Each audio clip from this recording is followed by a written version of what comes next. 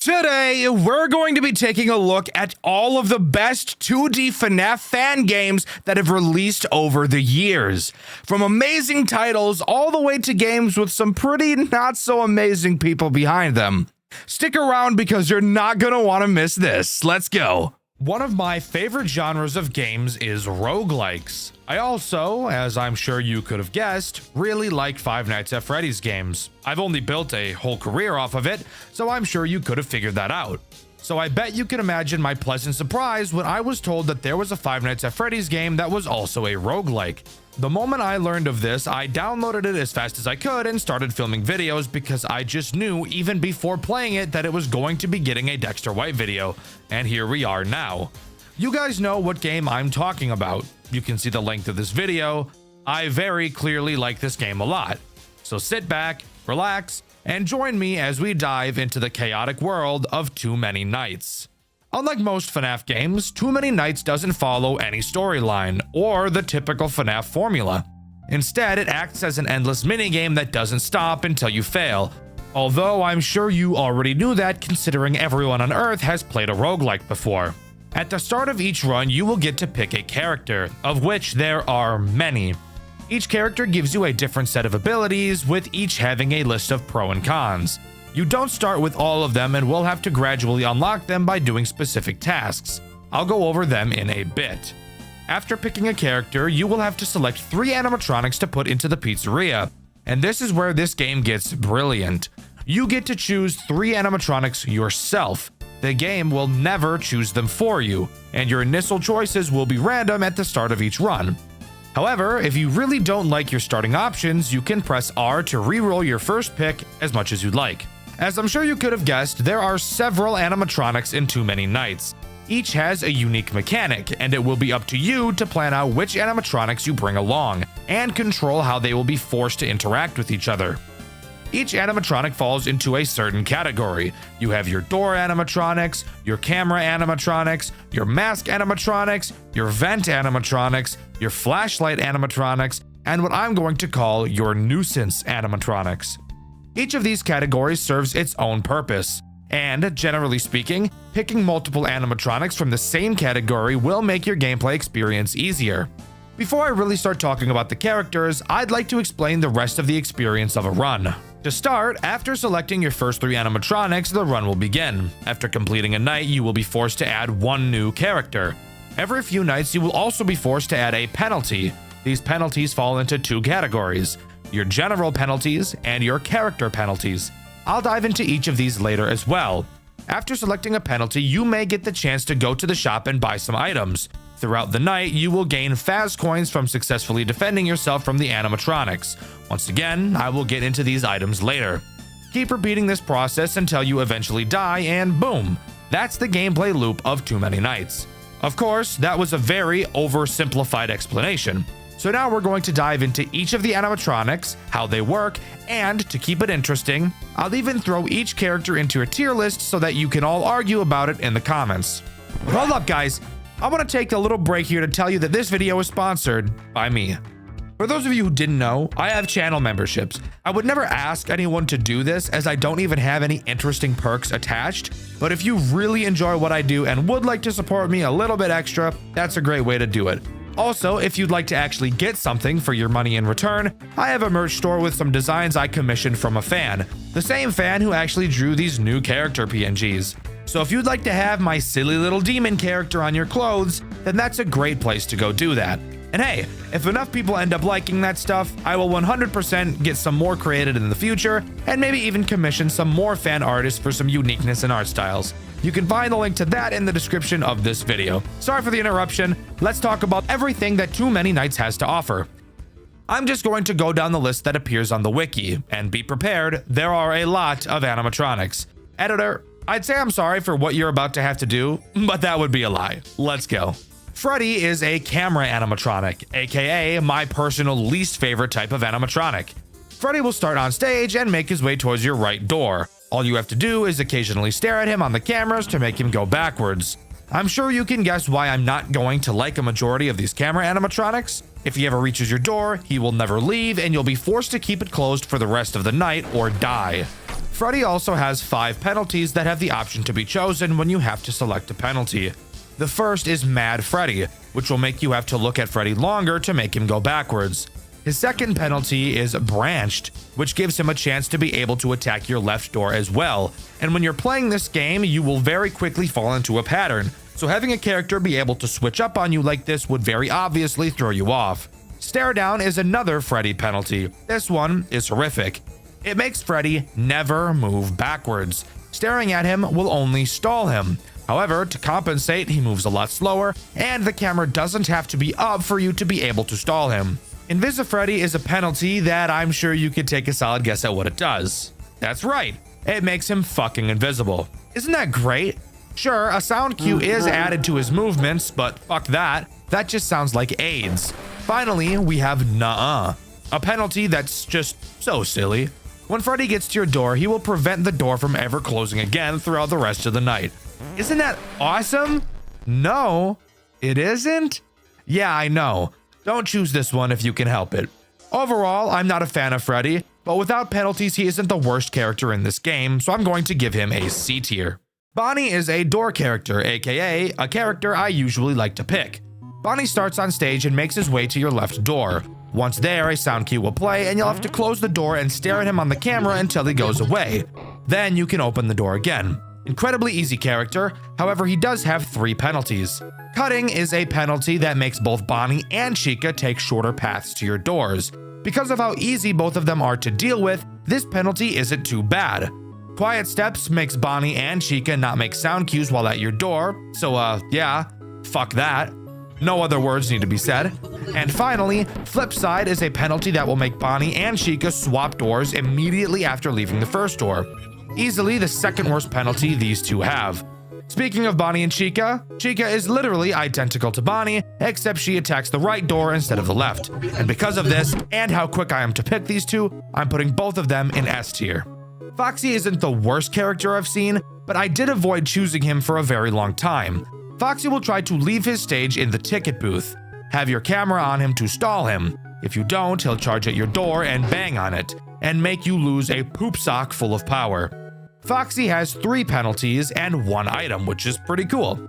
Insta Foxy is a penalty that will cause Foxy to instantly start in his last phase at the start of a night. This penalty actually isn't that bad at all, just let him charge right away and it's like the penalty isn't even there anymore. Henhouse is a penalty that forces the camera to be up to stall Foxy, which actually is the most cancerous thing I've ever heard of. Haywire is the final penalty, which will make him attack your other door directly after attacking the first door. The only bad part about this is that him banging on your door drains power. And the item that Foxy has is called Good Guy, which makes Foxy not a threat. Looking at him will make him progress, and when he comes to your office, he'll give you a nice little gift like a good boy. Because of how much of a non-issue he is if you balance him properly with the other characters, I'm putting him in B tier. Mangle is a vent animatronic, and she's honestly not that big of a problem. She'll move through the cameras into one of your vents. All you have to do is put your mask on when she's in a vent. She will enter the office for a short period and then leave. I personally hate having to use the mask in this game, so I try my best to avoid characters that force that, but Mangle is probably the easiest of them. Mangle does have 3 penalties. Anger Management is a penalty that makes looking at Mangle speed her up. Aggressive Mangle is a penalty that makes Mangle force you to put the mask on for longer. And finally, Slithering In is a penalty that causes looking at Mangle in the vents to make her immediately appear in your office. Overall, I hate the mask mechanic. However, Mangle isn't the worst mask character in the game, so I'm giving her a C tier. Caroline, or the Marionette, behaves exactly how you'd expect her to. She's a music box. Hooray! Who could have expected that? If the music box winds down, for the rest of the night she will randomly teleport to a camera with a sound cue at random intervals. You will have to find her and stare at her if you don't want her to kill you. She does, however, have a whopping 6 fucking penalties, so that's just amazing. Let's go over all of them quickly. Winding down makes you have to wind the music box for longer. Moving box makes the music box move to a random camera every time you pull the camera down. AIDS. Muted music makes her not make a sound cue when she teleports to a camera. Show Stealer gives you less time to find her while she's away from the music box. Last Stand is really ass, by the way. When it turns 6 a.m., Caroline will teleport to a random camera, and the night will only end once you find her. Dude, there's nothing I can do about that. I can't do anything about that. That's just fucking cooked, bro. I can't do nothing about that. And finally, the worst penalty yet, Caroline Carousel, which will make her be away from the music box the entire night. Genuinely, never pick this penalty. Caroline is definitely annoying, but in all honesty, the music box is pretty forgiving until much later nights. So, because of this, I'm only putting her in D tier. Lizzie is the first non-FNAF canon character we'll be talking about. Fun fact, there are a lot of non-canon characters, but I think that's what adds to this game's charm. Lizzie herself isn't actually the threat. She spawns down bitty buds in your office while your camera is up. Simply hold your flashlight on them and they'll disappear. If there are too many, they'll call Lizzie and she will then kill you. Lizzie has 2 different penalties as well. Speedy Bud will make the bitty buds call Lizzie to your office faster, and Help Wanted will turn the brightly colored bitty buds into dark colored plush Lizzies, which are much harder to see in the very purple office. Lizzie is one of my favorite characters to see in my runs. I love flashlight characters, and I really love office characters. So because of this, I'm giving her S tier. BB is a bitch, but I'm sure you didn't need me to tell you that. And of course, they gave him the worst mechanic of all time. At random times, he will teleport to a random camera with a sound cue. Hello? You will have to find which camera he's on and hold the flashlight on him. Bye-bye. If that wasn't bad enough, his penalties make him even worse. Mute BB makes him not make a sound cue, which is actually just fucking torment. Don't pick this. I'm Moving will make him teleport to a second camera after you find him the first time. Little asshole. And Aggressive BB will force you to hold the light on him for longer. Literally, fuck that. I'm sure from the tone in my voice, you can tell I really don't like BB, so because of that, I'm obviously giving him an F tier. Sparky the dog is a camera character that makes me piss blood. He's in the storage room and has 4 phases he will move through before appearing in your office and forcing you to put the mask on for a decently long time. To prevent this, all you have to do is stare at him on the cameras, something I've already made clear I'm not a super huge fan of. He also has 3 penalties if your urine wasn't already red enough. Mad Sparky will force you to look at him on the cameras for longer to push him back. Sparky Speedy will make Sparky move faster, obviously. And Aggressive Sparky will make you put the mask on longer if he enters the office. I don't like camera characters. I hate the idea of staring at a character to stop them. D tier. Percy Poodle, yes, from Playtime with Percy, is easily one of the best characters in the game. Being an office flashlight animatronic, all he does is have multiple phases in front of the big office window. He'll start pounding on the glass in his final phase, and you'll then have to hold the flashlight on him to make him go back. He also only has 2 penalties, and both of them really aren't that bad. Aggressive Percy will make him only go back to his last stage the first time you deal with him, but only the first time, so who cares? And Mute Percy makes him make no sound cue when he's pounding on the glass, so just open your eyes and this won't be a problem. Percy is simple. Percy is always an easy pick. S tier. Rowan Rat, on the other hand, is actual fucking torment. At random times, he will appear in any of the 4 corners of the building. When you see him in one, shock him and he'll go away. You will also have the ability to use a radar to detect where he is and where he's going. Oh yeah, and you only have a certain number of shocks, so that's just terrible. He has 4 possible penalties, and all of them are worse than death. Aggressive Rowan gives you less time to shock him. No radar removes the fucking radar, making you constantly have to check all 4 corners yourself. Less shocks obviously gives you less shocks, as the name would suggest. And Invisi-Rowan makes him fucking invisible. Fuck that. Never in a million years am I picking that shitty option. Rowan by himself isn't the worst, but if you get any of his penalties, which will happen eventually, he becomes a nightmare. So I'm putting him in D tier. Maple is almost a good character, but because it's not the only character you'll be up against, it's hard to find it as an attractive pick. At the beginning of each night, it will require you to collect a certain amount of plushies. This number increases with its AI value. You will then have to search around the cameras for these plushies. If you don't find them all before 6 a.m., it'll kill you. Amazing mechanic, but again, it's not the only one, so it's really just more of a pain in the ass.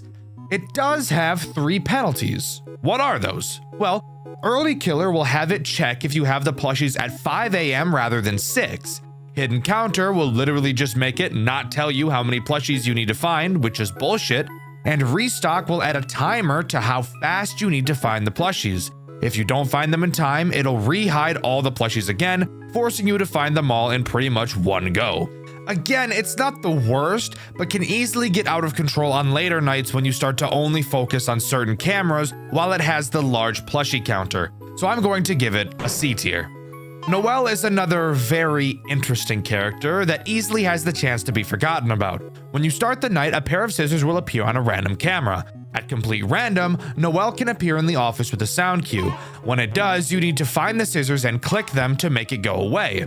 The scissors will then teleport to another random camera. If you don't click the scissors, it'll force you to put the mask on for a few seconds, which is a long time in this game. Noelle, of course, has 3 penalties. Pull down will make it forcefully pull down the camera when it enters your office, which could honestly be seen as a good thing. Bro, that's not okay. I fucked myself. Having the force pull down from Noelle mixed with the Roby absolutely fucking creamed my ass, dude. Aggressive Noelle is terrible.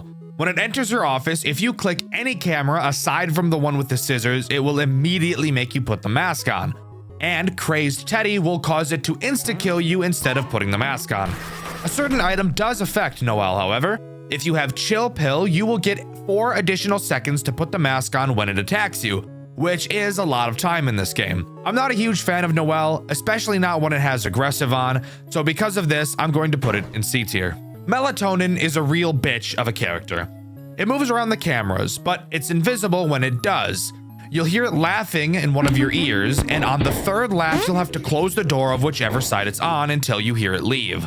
It has 2 penalties that just serve as the salt in the wound as well. Switch Up is easily the worst. Before it moves, you'll have to check the dining room to see a counter for how many laughs it'll have before attacking, now being randomized from 2 to 4. Unplanned only makes its first laugh on the correct side, needing you to remember which side it was originally on. I don't like characters that I can't see. I also find it really hard to keep a timer in your head like you need to do with Melatonin, so because of this, I'm putting it in D tier. Lydia is a dog. She'll be in the ticket booth in a fucking cage where she belongs. When you hear her banging on the cage, you'll have to take her out like Ol Yeller. Just kidding, you actually just have to hold the cage until that dumb mutt shuts up. The wiki, for some reason, doesn't have a page for her, and since I avoided her at all costs, I actually never experienced any of her penalties. But if I had to guess, I'd bet one of them makes you hold her cage for longer, and another makes her not make noise when she's attacking. But going off of how I know her to be with no penalties, I'm going to put her in C tier. Amber is a character that at first didn't seem too bad, but will very quickly become a run killer. She begins at the entrance. At random times, she'll hold up a playing card with a suit on it. You will then have to click the corresponding suit on the cameras or she'll kill you. The 2 penalties she has might actually be the most evil ones in the entire game. Follow Suit will give her the ability to have more than 1 card, and 52 Pickup will make that number of cards she can hold literally be any number, which is so retarded I can't even begin to explain why you shouldn't pick this, so just don't. I thought Amber would be great, but I very quickly started to avoid her whenever I could. C tier. CG is annoying, a nuisance character, but not very hard to deal with unless you get unlucky. She will randomly move around the cameras, and if you look at her on the cameras for too long, she'll make you put the mask on for a really, really long time. Her penalties aren't really the worst, however. Aggressive CG will make you put the mask on for longer, and Insta CG will make her enter your office if you look at her, period, even if only for a fraction of a second. However, a monitor is added to your office showing exactly where she is at all times so that you can easily avoid her. There are much worse nuisance characters, and if you don't have any of her penalties, she really isn't a problem. B tier. Desam, I'm gonna say Sam, is a character I never once chose throughout my playthrough. You may think that makes me a bad reviewer, but I personally think that makes me someone who values not killing myself. Sam will slowly walk back and forth in front of your window with some sound cues. Before he gets to a door, you will have to close it, making him a character you pretty much always have to be watching. He has 2 penalties. Quiet Som removes his sound cues, and Invisisom forces you to only use his sound cues. So pick your poison, dumbass. Or even better, just don't pick this character. D tier. Roby is torture. I thought he wouldn't be so bad, and let's just say I wasn't so right. He sits in your office with a timer on his eye. When it reaches 0, you must have your mask on or you will die. He has 2 penalties that are all equally terrible. Mute Roby removes the sound cue he makes right before waking up. Awoken Roby makes him stay awake longer, forcing you to put the mask on longer. I'm dead serious. Don't pick this character. He is horrific. F tier. Alexis is simple, but very easy to forget about, especially on later nights.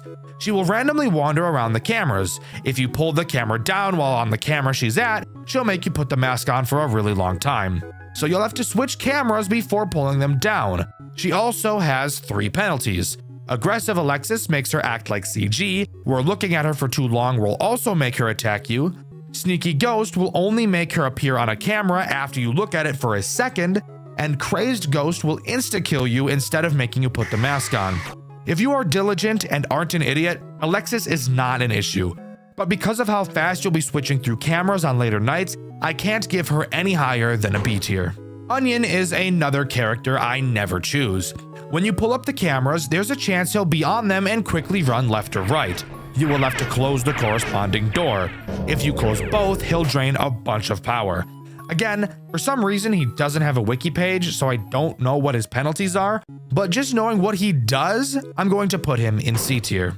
T Generic is a very annoying character who I only choose if every other character was ass.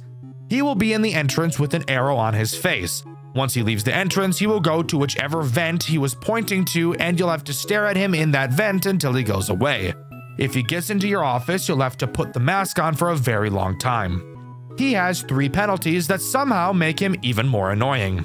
Crazed Robot will make him insta-kill you instead of putting the mask on. How About I Do Anyway will make him enter your office regardless of if you looked at him in the vents or not. However, if you did look at him, you'll have to put the mask on for a shorter amount of time. And Glitched will make T Generic sometimes switch what vent he's going to, making his arrows completely useless. He's a character that breaks the rules and that breaks my balls. D tier. Kaiden acts in much the same way as T Generic. He'll start in the entrance holding a sign with an arrow pointing left or right. Once he leaves with a sound cue, you'll have to close whichever door he was pointing to. He of course has penalties that make him silent and make him go in the opposite direction the sign was pointing to. I've actually picked Kaiden multiple times because if you can avoid his annoying penalties, he's an incredibly easy character to deal with, since you can close both doors when you hear his sound cue for about 2 seconds and not have any additional penalties. A tier. The Ink Monstrosity is always an immediate pick for me. It starts in your office on the ceiling and slowly creeps down. Hold your flashlight on it to force it back up. The best part is it'll basically teleport all the way back up when you flash the light on him, but that's where his penalties come into play. Stubborn will make you have to hold your light on him, removing the loveliness of this character, but overall still isn't too bad. Head Start will make the Ink Monstrosity start halfway down in your office and won't be able to go all the way back up to the top. Easily the worst penalty this character has. I love this character, always an immediate choice for me. S tier. Robo Popcakes is a character I initially avoided, but eventually grew to really like picking. At random, he'll spawn on your cameras. Not a specific one, he'll just be an overlay. You will have to match up 2 patterns using the arrows on the overlay, and once you do, he'll disappear. If you don't do it in time, you'll die. This character is always one I liked choosing because of how likely I am to pick characters like Bonnie and Chica, because while I stare at them on the cameras, I can deal with RoboCake, killing 2 birds with 1 stone. He has 2 penalties. X = X minus 2 gives you 2 less seconds to align his face, and Pop Time will only cause time to progress when you complete a Robo Popcakes attack. Overall, even with max penalties, Robo Popcakes isn't a terrible character. A tier. Entity 12 is pure masochism. They'll start in the storage or maintenance and move down your hall. Watch them on the cameras to make it go back. If they get to your office, they'll make you put the mask on for a long ass time. And get this, the 2 penalties they add doesn't make it any better. Aggressive Entity 12 will make you put the mask on for the rest of the fucking night if they gets into your office. And Run Killer will literally start with it inside of your office and it will never leave. Literally fuck that. Fuck this character. F tier. Mura is a character I'd highly recommend not picking if you have other characters that don't want you spamming through cameras, because you will have to be doing that a lot with Mira. Mira will be in the kitchen the entire night and will require you to feed her candy. If you don't feed her enough, you'll die. Candy will randomly spawn throughout the cameras, so you'll have to surf through them to click on them. The penalties she adds are brutal. Savory Tooth makes candy spawn less. Small Plate puts a small cap on the amount of candies you can hold at a time.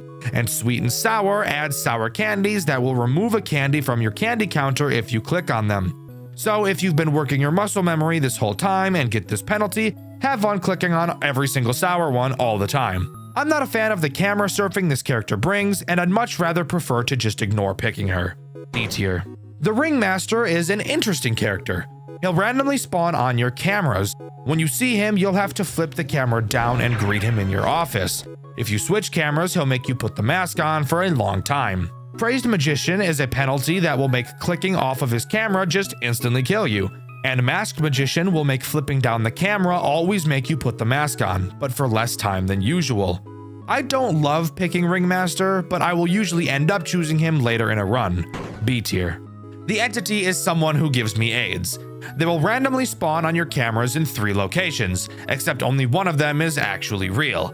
You'll be able to tell because the fakes will be more transparent. Again, for some reason their wiki isn't available, and I never actually chose any of their penalties, so I'm not totally sure what they are. But I hate find them on the camera characters. You guys know that. D tier. No VA is a character I only dealt with once, acting as probably the most nuisance characters of all the nuisance characters. No VA will randomly move around your cameras. You will have to avoid clicking on the camera it's on, or you'll have to put on the mask. On lower AI levels, the camera it's on will be marked with green, making it very easy to see.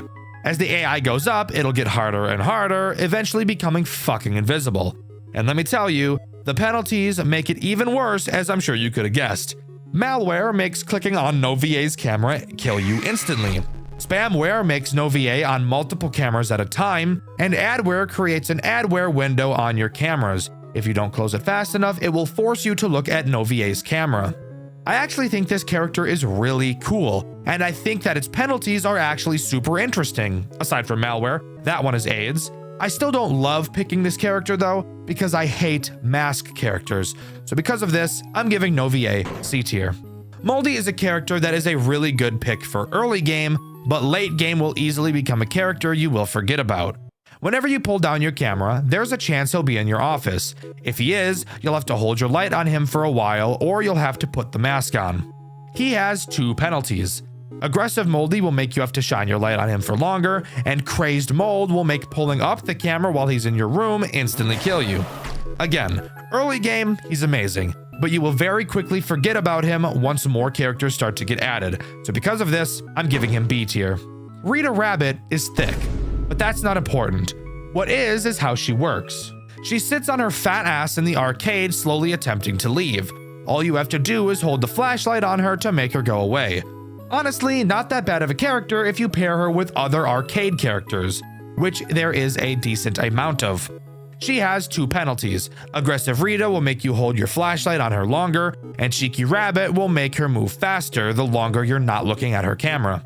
If you know how to stack her with other characters properly, Rita shouldn't be a problem even if you have her penalties. A tier.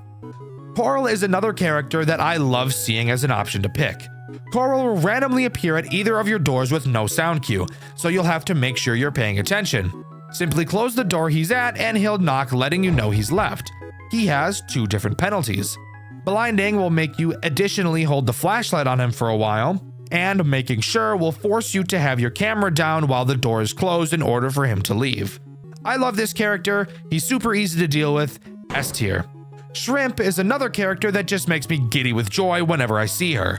Shrimp will occasionally spawn some shrimp food in your office on either side. Whichever side it's on is the side you have to close the door of until the shrimp food disappears. The 2 penalties she adds are easily some of the best to deal with. Big Shrimpin' is a penalty that will cause the shrimp food to have the chance to be really big. If it's really big, you just have to close both doors. and small shrimpin gives the food the chance to have the lid off. If it is, all you have to do is close the door to the opposite side of the food. Shrimp is incredibly easy to deal with, she's satisfying to deal with, and she doesn't use the fucking cameras, which I love. Easy S tier. Worm is the next character we have to talk about, and I avoided this guy like the plague. I was very scared of how it was going to work, so I never actually ended up using it. Worm will start in the dining room and go down your right hall and will stay there until you open the door. When you open the door, it'll crawl through your office. Avoid looking at it either by using the mask or looking at the cameras until it leaves. It also has 2 penalties. Snail makes it move across the office slower, and Digger will make Worm add another bar of power usage while it's at your door.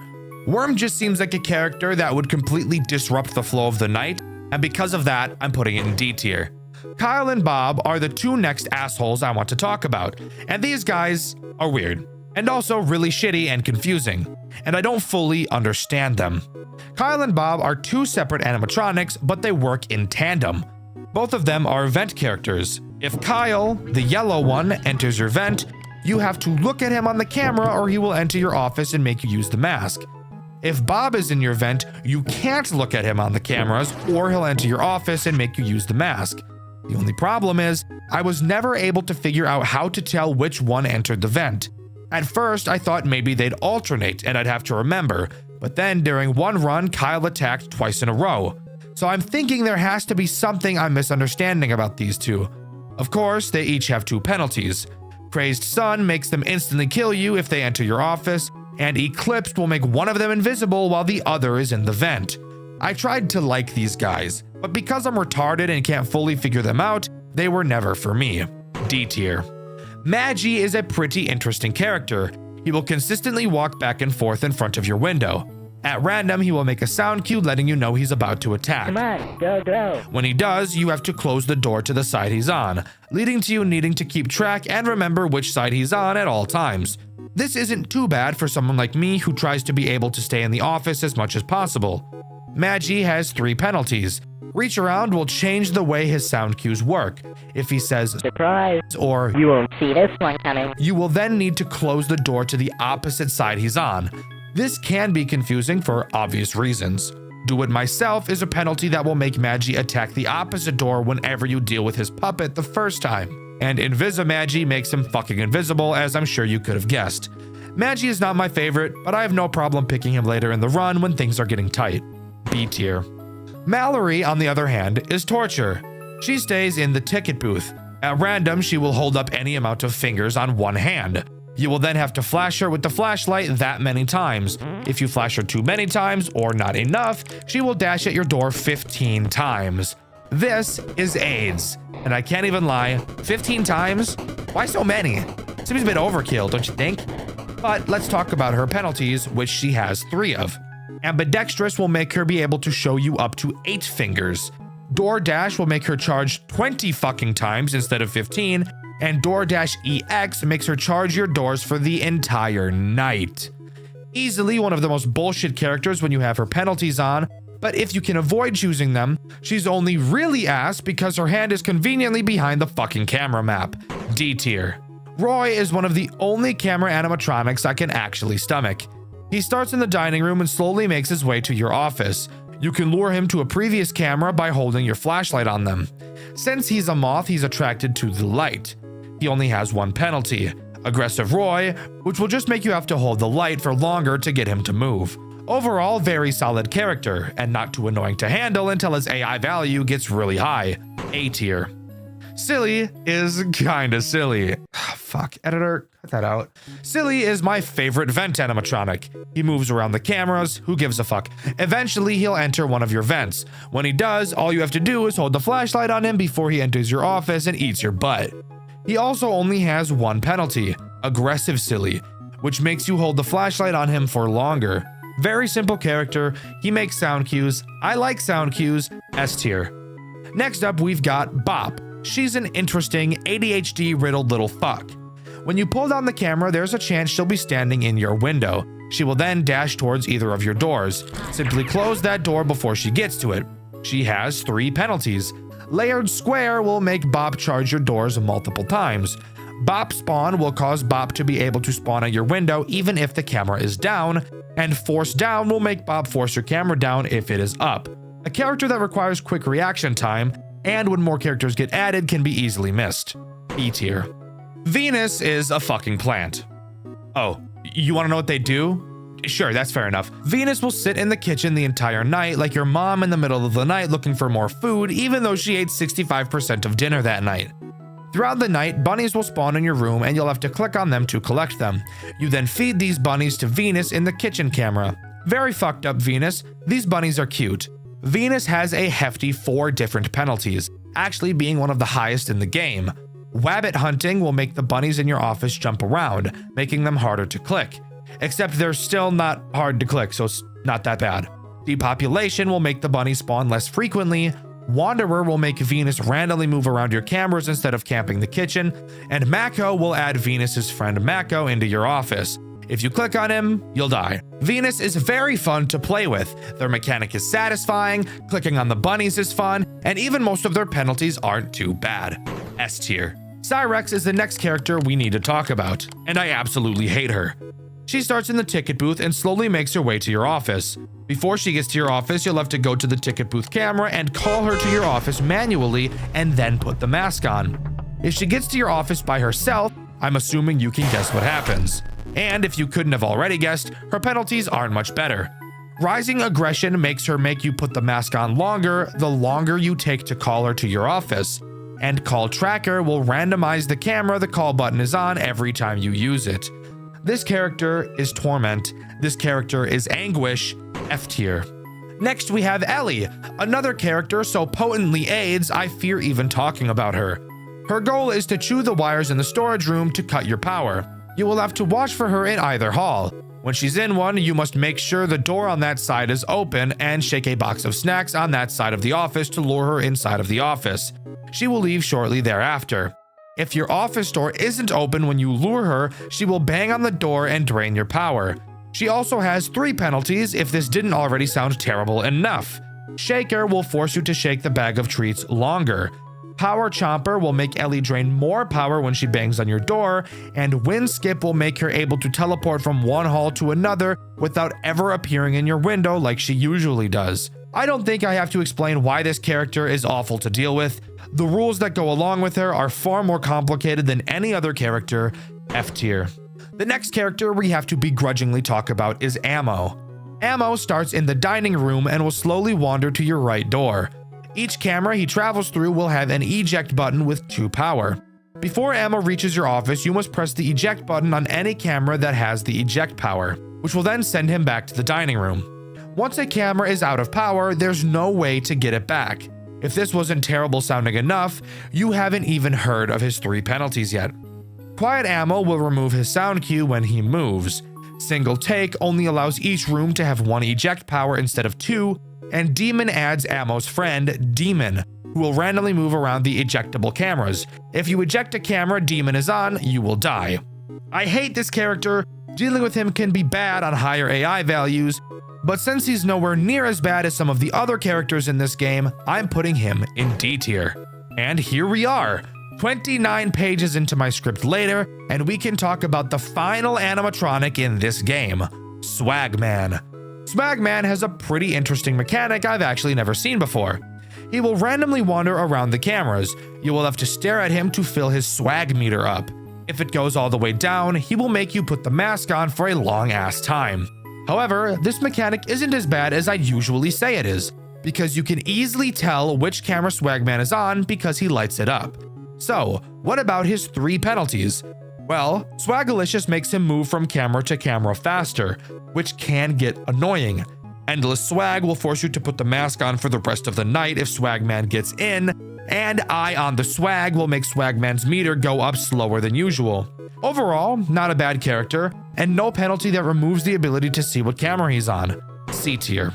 And there we go. That's every single character in Too Many Nights. I love how many there are. It leads to such a new and interesting experience every time you play, and I love it.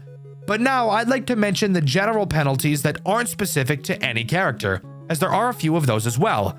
Generally, from what I've noticed, it's much smarter to pick the general penalties over the character penalties. as it will be much more likely that they will be easier to deal with.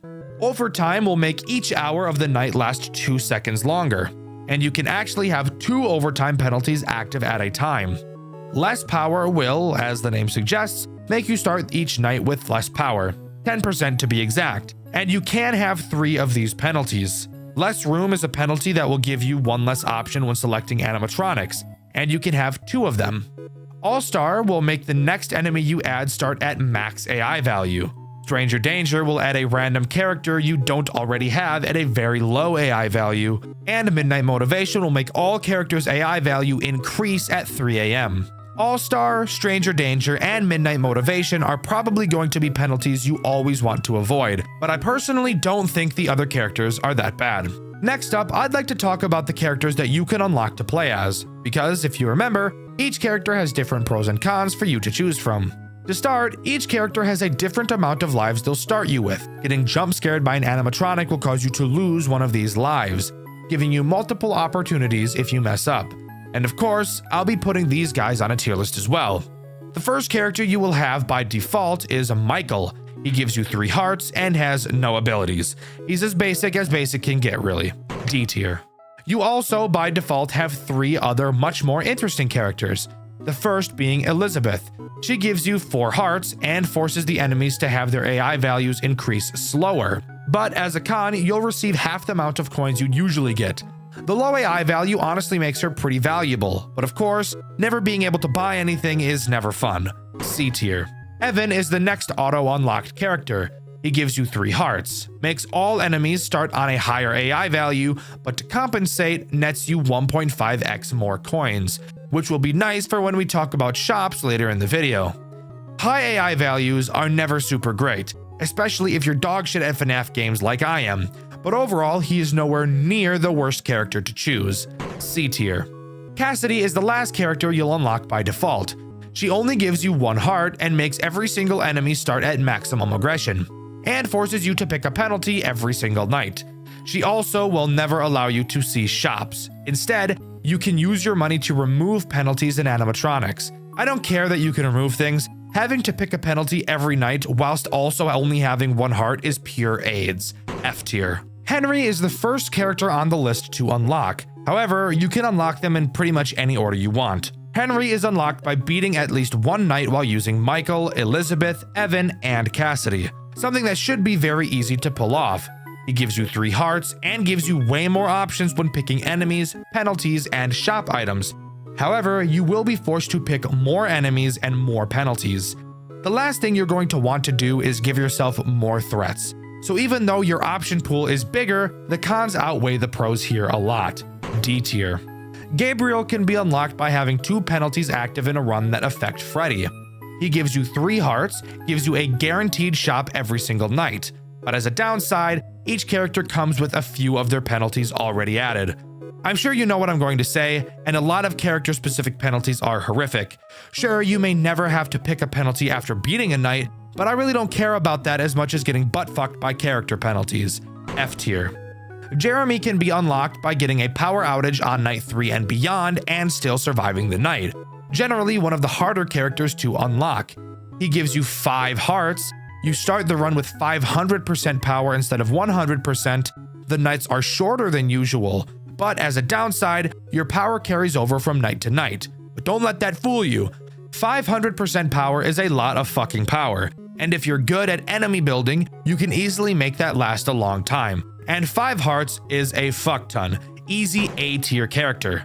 Susie will be unlocked if you die to Chica twice in a single night and then beat that night. She gives 3 hearts. Each enemy starts at max AI value, but you gain 1 life after you beat a night. Now, at first glance, this may sound really bad, but I actually had my second best run ever using Susie, and it's 100% because of that life gain. With characters always on max difficulty, there's no way for them to get harder, so you'll get used to them at their hardest difficulty pretty quickly. Sure, she's not the best, but she definitely isn't as bad as she sounds. B tier. Fritz is unlocked by having 100 or more coins at one time in a single run. He gives you 2 hearts, and your lives are attached to the number of coins you have. To be specific, for every 50 coins you have, that equals 1 heart. Overall, this character is more confusing than it will ever be useful, actively discouraging you from ever buying anything. You're better off just using Michael, as there's no real downside. D tier. Fitzgerald is unlocked by beating Night 5 in a run whilst only picking the leftmost enemies and penalties. I actually struggled a bit unlocking this character, so what does he do? Well, you start with 3 hearts, and each enemy and penalty are randomized each night, meaning the 3 enemies you pick on Night 1 will be different on Night 2, and you can also pay to reroll, as well as getting a shop every single night. This character really just serves as what I'm going to call a challenge character. You would never actually want to bring this character into a legitimate run, and because of that, I'm giving him an F tier. Sally is easily the most unique character out of all of the normal ones, and I'll explain what normal means in a bit. You unlock her by beating a night with both Percy Poodle and Rowan Rat on max AI values. Sally introduces a brand new mechanic, that being the Pup Pal from Playtime with Percy. It works in the exact same way as in that game, and the best part, your progress on the night is tied to it. No more waiting out the night. You will have to complete the games on the Pup Pal for the night to end. Again, this goes to serve as more of a challenge character than anything else, as playing Sally will by default make the game much harder, and because of this, I'm giving her F tier. Again, not because she's not a fun character, but because if you're trying to get far in a run, she's not the character for you. And finally, we have the man himself, Scott Cawthon, who is unlocked by completing Night 3 with every other character in the game. And of course, since he's the final character, he has the most interesting mechanic. He himself doesn't have any abilities, instead letting you pick the pros and cons from every other character in the game, allowing you to mix and match your favorite pieces from other characters. You don't need me to tell you that Scott is a broken character. I'm pretty sure you can figure that out. Easy S tier. And boom, that's every single playable character in Too Many Nights. So now we can start talking about the items that can be bought in the shop. I won't be going over each and every one, since there are literally a fuck ton to talk about, and this video is already long enough. But I do want to talk about some of the best ones to look out for. Early Out is an item that will make each night 2 seconds shorter. More Power will start each night with 10% more power. More Room will give you more options when picking animatronics. The Empress will give you 1 life and give you more options when picking animatronics. The Emperor will decrease every animatronic's AI value by 2. The Chariot will have you start each night with 15% more power. The Hanged Man will remove 2 random penalties you have activated. Death removes a random enemy. The Moon makes each hour 3 seconds shorter. Fritz Children's Bible will make items you can't afford never show up in shops, and Sparked will make sparks appear randomly on cameras, and touching them will increase your power. Those are all of the yummy mashed potatoes in my belly items that I like to look out for in the shop. Again, there are a lot more, but I think it would just be really boring to go over all of them. But there you go. That's everything you need to know, and as far as I'm aware, everything that Too Many Nights has to offer. I would highly recommend you give this game a try. It is some of the most fun I've ever had since starting this channel, and I actually plan on doing some Too Many Nights streams here on this channel. If that's something you're interested, let me know. Also, if you were interested, Too Many Nights is actually getting a version 2.1, and it's being worked on as I'm writing this. I'm super excited to see what it has to offer once it's fully released. This game is so incredibly unique and combines 2 of my favorite game genres of all time into one amazing game. The art style is unique, the community input is fantastic, and of course, the gameplay and gameplay loop are impeccable. 2D FNAF fan games, something you don't see all too often in the mainstream. A few well-known titles may come to mind. Maybe you think of Playtime with Percy, One Night at Flumpty's, or maybe Too Many Nights pops into your head. However, as of recently, I'm sure there's another very popular 2D FNAF fan game that you can think of. One that's made the rounds in my comment section so much that I can't release any video without getting asked to cover it. Five Nights at Friedrich's. I was honestly expecting to not like this game, and no, it's not because it's popular. Do you ever get that feeling where you look at something and you just feel like you're not going to like it? Food is a great example. Sure, I've never tried a Brussels sprout, but I can guarantee you that I'm not going to like it. This is the feeling I had when I first looked at Five Nights at Friedrich's, and oh boy, am I ever glad you guys wouldn't shut up about it, because it has easily become one of my favorite FNAF games of all time. Sit the fuck down and listen to me, a 20-year-old, fully grown man, ramble about a game made for children once again. Five Nights at Friedrich's is as simple as a FNAF game can get in terms of what is actually going on. Our character's name is Alan Fritter, and we see an ad in the newspaper. Oh great, a new job, let's apply. Friedrich's doesn't try to break the mold here. However, don't let that fool you, as there still is a pretty interesting story this game has to tell. Given the fact there's not much exposition to talk about, we instead get to hop right into night 1 and go over to the office and look at the tools at our disposal. Our office looks very similar to the office from Five Nights at Freddy's 1. 2 doors to the right and left of us, some cameras, bada bing bada boom, classic Five Nights at Freddy's. So, why does this game stand out to me and so many others then? Well, I'm glad you asked. Opening up the cameras, we will see the first main gameplay loop Friedrich's has to offer. Going to the kitchen cameras, we will see that we're able to make pizzas. This will very quickly become the biggest priority in the entire game, but I'll go into more detail with it when it becomes relevant.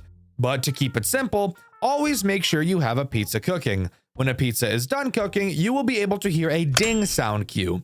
That lets you know that you need to start making the next pizza. You'll notice that the doors in your office are replaced by lasers. This is one of the many interesting quirks this game has. Let's go over a few other fun stuff in the office. Occasionally, when you flip up the camera, some things have the chance to change in your office. For example, the main poster can change to have references to other fan games such as Five Newfangled Nights, Five Nights at Frick Bears 3, Not Bear, and Too Many Nights. I think including references to other fan games really helps pull the community together, which I really like. With that out of the way, now we can dive into the threats this night has to offer, starting with this game's Bonnie, or as this game calls him, Bernard das Karnickel. Yes, by the way, each of these characters in this game have been given a German name. If you'd like to know the reason why, tough shit, because even the dev doesn't know why he chose to do this. Bernard acts somewhat similarly to Bonnie, being the character that attacks your doors, except this time around he can attack both instead of just one. A big step up from what he usually does. Friedrich's has no lights on the doors, so you'll have to look out for Bernard's fingers to be able to tell that he's there. If he is, use the lasers to shock him and he'll run away. If you don't do so fast enough, he'll step into your office and kinda just stand there, blocking the laser button and just kinda stare at you with his dopey ass face. This is also a good portion of the video to bring up how the power usage in this game works. It's obviously the same as any other game in concept. The more things you're using that waste power, the higher the usage will be, and the higher the usage meter is, the faster your power drains. You'll notice a difference in this game than in a game like Five Nights at Freddy's 1, where in FNAF 1, the moment you stop using something, the usage will instantly decrease, whereas in Friedrich's, the power will decrease exponentially. However, this may also just be a visual thing, so maybe I'm just talking stupid right now. This night also introduces Chica, or as this game calls her, Clara das Kuchen. Clara is the reason why cooking the pizzas is so important. Clara will enter the kitchen. If a pizza is not cooking, she'll take charge and start cooking one herself. Except there's something really funny about that. And that's that she literally fucking sucks so bad at cooking you would not believe it. If you let Clara put her pizza into the oven, the building will very quickly start on fire. Very on par for a FNAF game, by the way. When the building is on fire, a brand new mechanic is introduced, the sprinkler system. If your building temperature reaches 120 degrees, none of the electronics in the building will work.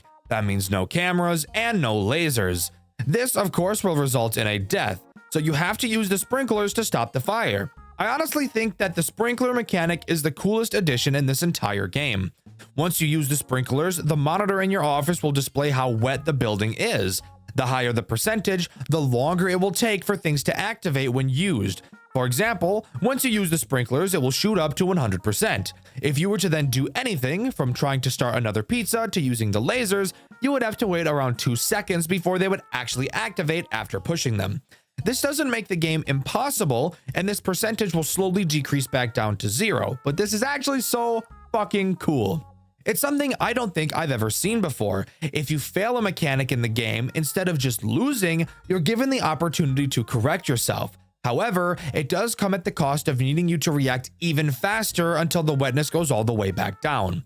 Yes, it does make the night stressful, but I think it's super cool and once again is my favorite mechanic in the entire game. Let me know what you guys think about it in the comments below. There are actually no post-night minigames in Friedrich's, which honestly feels weird to say since I usually spend a pretty decent amount of time in each video talking about them. But since there aren't any, I'm safe to move on to night 2. God, this game just makes my days so much better. Night 2 introduces 2 new threats. Let's talk about the character you'll recognize more first. Foxy, or as this game calls him, Felix der whatever the fuck, I'm not gonna try to say that. Surprisingly, Felix wasn't given a Foxy-like mechanic. Instead, he almost does the opposite. Kind of. Where in FNAF 1, the more you watch Foxy, the less he moves. Felix is the opposite. The more you watch him, the more he moves. And in much the same way as Foxy. And by that, I mean you don't really have to be looking at him, but rather just have the cameras up. You see, Felix might just be a little bit of an autistic fellow. He really likes this spinning casino wheel. So much so that he will get very upset when it's not spinning. Depending on the difficulty setting, you will have a predetermined number of times that you can flip up the camera before the casino wheel stops spinning. And when it does stop spinning, Felix will haul ass to your office to politely ask you to spin it for him again. He's checking up, he's like, please, turn the wheel back on. I like it when the wheel is on. When he's in your office, he'll block the laser button, preventing you from keeping Bonnie or another character we'll mention later out. To spin the wheel, all you have to do is go back over to the camera and push the spin wheel button, where he will then sprint back out of your office to continue watching it spin. Felix and his mechanics remind me in a way of Clara, a general timer that counts down to an event that will make your run more difficult, and its fix is to just click a button on the camera. Now, you might think that because of that, I'd call this a lazy design, and while technically yes, it is pretty much the same recycled mechanic, I actually think that it makes the gameplay loop more enjoyable. Why? Well, Five Nights at Friedrich's gets you into what I like to call a flow state while you are playing. Every single mechanic in this game works together to make the entire experience feel satisfying to play. Most mechanics in this game are reaction-based, which is something I like to think I'm pretty good at. This leads to a very smooth feeling gameplay loop where yes, it is challenging, however you almost always feel in control and every single interaction feels solid and responsive. The other threat this night adds is the endoskeleton in the back room, or as this game calls it, Endoskelet. Endoskelet behaves exactly how Bernard does with a small twist. He too will attack either of your 2 doors, but instead of blocking the button like Bernard, Endo will butt bang your power usage and force it to stay completely full until you inevitably die. I personally think that Endo has the weakest mechanic out of this entire game. However, one thing I do appreciate about him is that at least he has the decency to make a sound cue when he arrives at your door, unlike fuck-ass Bernard. Now, you might think this game seems way too easy. You never have to check the cameras until you either A, hear a very distinct sound cue letting you know to bake a pizza, or B, if Felix runs into your office, and usually, I'd agree. Up until this moment, the game is overall pretty easy, but we have yet to introduce a character that will force us to use the cameras and probably make your butthole pucker more than just a few times. So let's move on to Night 3. Night 3 introduces the main attraction himself, Freddy, or of course, as you already know, this game calls Friedrich Fazbar. Friedrich is bolted to the stage, so that may lead you to ask the question, how is he even a fucking threat if he can't leave the stage? Well, you see, there's actually a pretty interesting plot twist here, and that's that the game fucking lied. Friedrich is bolted to the stage, however, that doesn't prevent him from moving at all. He'll jump up to the vent on the ceiling and start pulling his way through towards your office. You'll be able to see him go through 3 distinct phases on the cameras. Once he reaches stage 3, you must use the lasers to shock him, which will then cause him to go back to the stage where he will promptly try again. What this mechanic does so well for the game is force you to look at the cameras, giving Friedrich synergy with Felix. Now, I have to be transparent here. There is a sound cue that plays whenever Friedrich enters a new phase in the camera. However, it's pretty damn quiet, and with how frequently characters will be screaming from being shocked, music playing loud as fuck in your ear, as well as a multitude of other things, it will probably be very common for you to just not hear these sound cues because of how faint they naturally are. Now, of course, if you have God hearing, then checking the cameras is literally only necessary when a pizza needs to be baked, Felix needs the wheel spun, or Friedrich needs a good shock. But I honestly feel like this mechanic really ties the whole gameplay loop together. So, what could the game possibly do to spice the gameplay up from here? Oh, for fuck's sake, the power went out. Oh, fuck you! Fuck you! Hold on. What the fuck? More specifically, just the lights. Yeah, that's right. The gimmick of Night 4 is that the only way you can see is through a flashlight that follows your mouse. The cameras will be dark as well, making it harder to see some of the characters. Let's just take a moment to talk about how fucking genius this mechanic is. The only other FNAF game that I can think of that does this is Showman's, and it was brilliant there as well. Without literally changing anything about the game, you've just made it much more challenging. Especially when it comes to Bernard. Oh my god, Bernard. Bernard is the sole reason this night is even remotely difficult. If you remember from earlier, Bernard doesn't make a sound cue when he's at your door. He's also one of the characters that doesn't have glowing eyes. So this brings up the question, how are you supposed to be able to tell he's at the door if you can't see him? I want you to take a good long look at this image right here. Do you see it? Yeah, that's Bernard's hand. That's all you get to be able to tell if he's there. Obviously, looking at it now, it seems so clear. How could you even miss that? But let me tell you, when you're in a game, focusing on managing all the characters at once, this little detail could very easily end a lot of your runs. And that was totally the intention. And I think that's really cool. Again, making the game harder without drastically changing anything. It's awesome. But if you manage to complete Night 4, an unknown figure will appear in front of you and roar, flinging you to the back of the office where you'll fall into a springlock suit and fucking die. What the fuck? Yeah, I'm not kidding. That's what happens. And this leads perfectly into Night 5. Night 5 has you awaken, finding out you're not dead inside the suit. Getting back up, you notice the figure that caused your death was Golden Friedrich, the final boss of this game. Using your new powers from the suit, you fucking punch him in the face and he runs away like a bitch. Get ready, guys. Let's talk about the most frustrating character Five Nights at Friedrich's has to offer, Golden Friedrich. Night 5 is easily my favorite night in the entire game.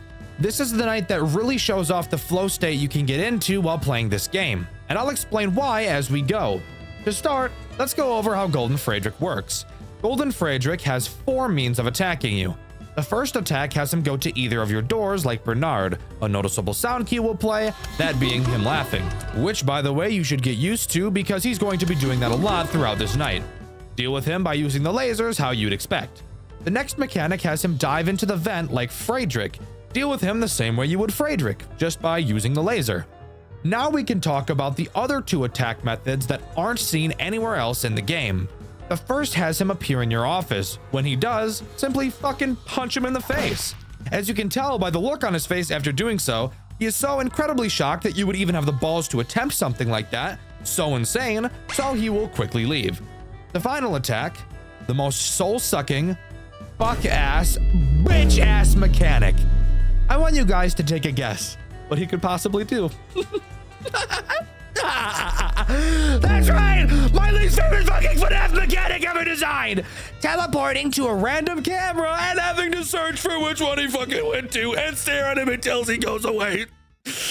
Friedrichs, you were doing so well. Why'd you have to do this to me?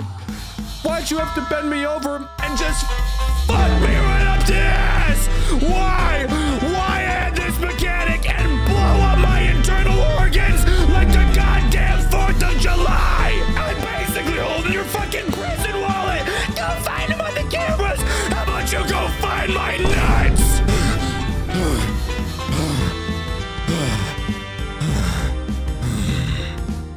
But hey, at least the rest of the night is pretty cool. Unlike most boss fight nights from FNAF games, this night doesn't make the boss the only threat throughout.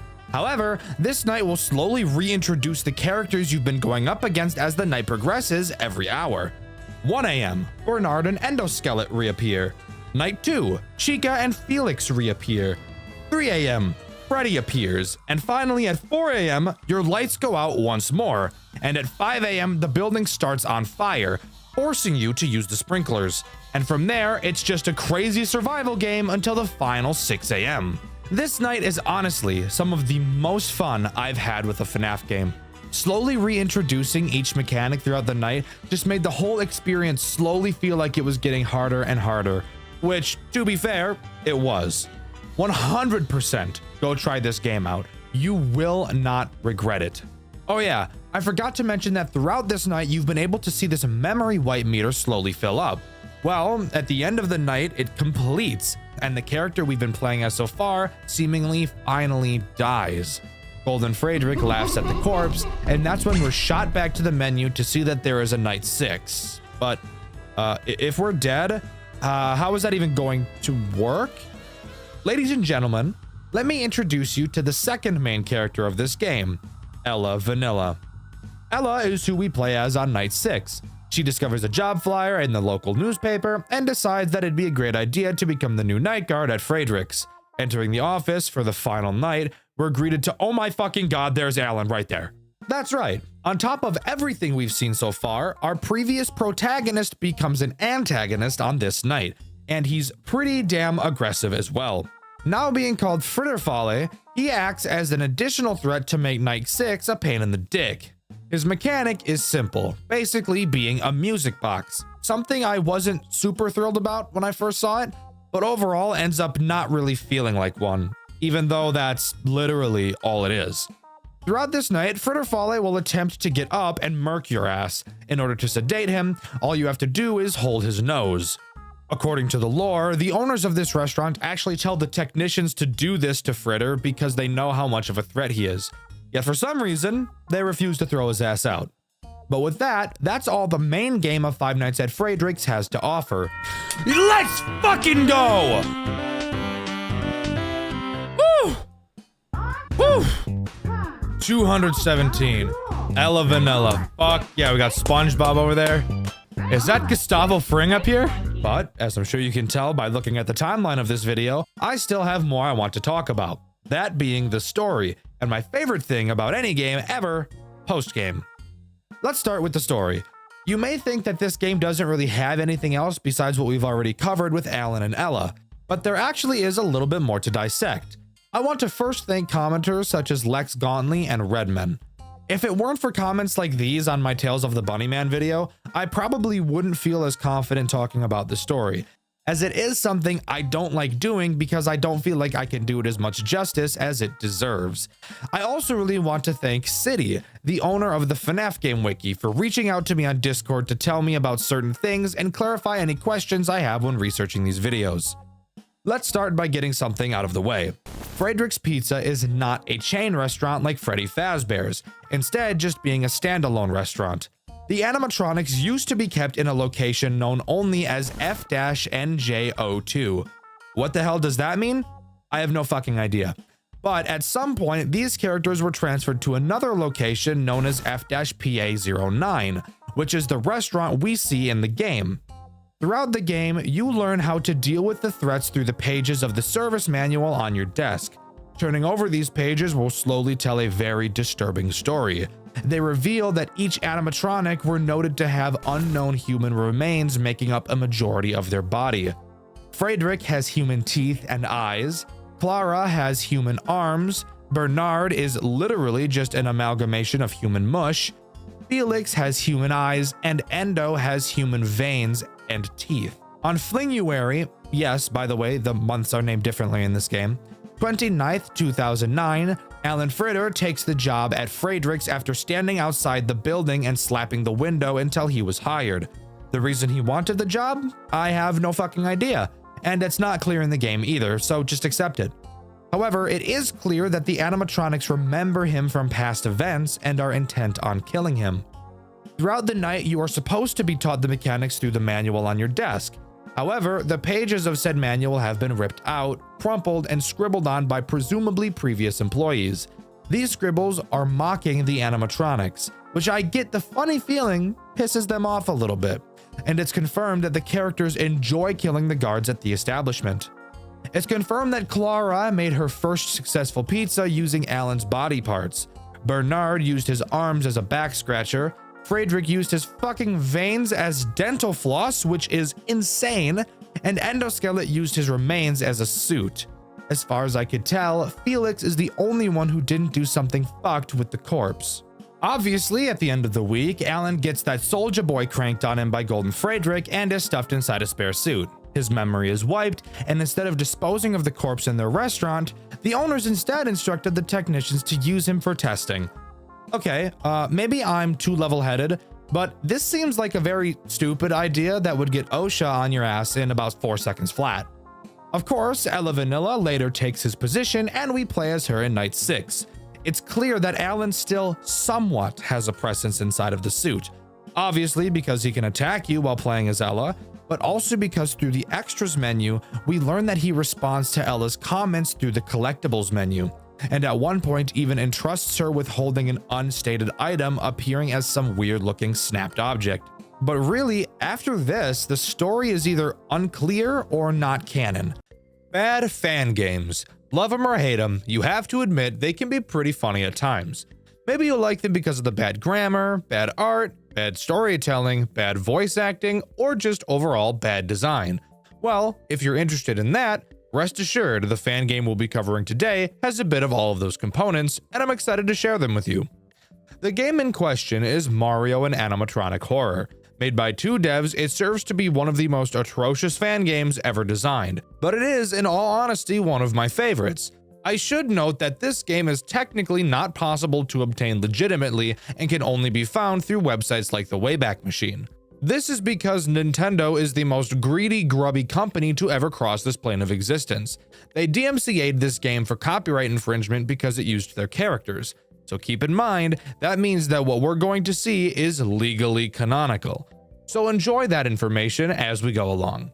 With that being said, let's jump into Mario and Animatronic Horror. If you're at all familiar with RPG Maker horror games, then a game called Mario the Music Box might ring a few bells to you.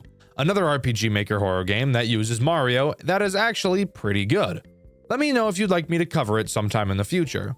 Mario and Animatronic Horror was actually directly inspired by Mario the Music Box, and it definitely shows. However, as I already mentioned, Mario the Music Box is good, and this game, well... Starting the game, we're met to an anime opening for the game. This is where we first notice that the 3D animations in this game are actually surprisingly pretty solid, and are definitely the best parts of these games. But that's immediately downplayed when you use your ears and notice that the opening music is Panic at the Disco, which they also decided to name incorrectly in the credits, saying Panic on the Disco instead. Panic at the Disco? What is this anime opening? What am I watching? After that masterpiece of an opening finished, we're forced to remember that this is, in fact, a horror game, and we're greeted to an opening cutscene. Mario states that he has voices in his head, canonically revealing that Mario is a schizo. Because of these voices, he decides to get a job at Freddy Fazbear's Pizza. Why does he choose this? I have no fucking idea. And with that, we're tossed right into night 1. Mario walks into the pizzeria and has an amazing reaction to the animatronics on stage. Mamma mia, those things are terrifying. I love the dialogue in this game. If you ever play it yourself, you'll notice that what the voice actors say and what you see in the text boxes on screen almost never match at all. But if you don't feel like playing the game yourself, I totally understand. You can watch my full playthrough on my second channel, Dexter Black. Mario heads back to the office and receives a phone call from Phone Guy. You may think these phone calls will be important, but you'd be completely wrong. These phone calls are basically just the calls from Five Nights at Freddy's 1, except for some reason they didn't want to use the actual audio from the game, so instead they opted to hire a voice actor to read it, and I guess they also didn't just copy and paste the script from the game, but appeared to try their best to rewrite what was said from memory. I'm not sure what the thought process was here. Hello? Hello? Hello, and welcome to Freddy Fazbear's Pizza. Magical place where grown-ups alike, where fantasy and fun can come to life. In this office is also where I found that this specific tile on the wall had no hitbox, so that's pretty cool.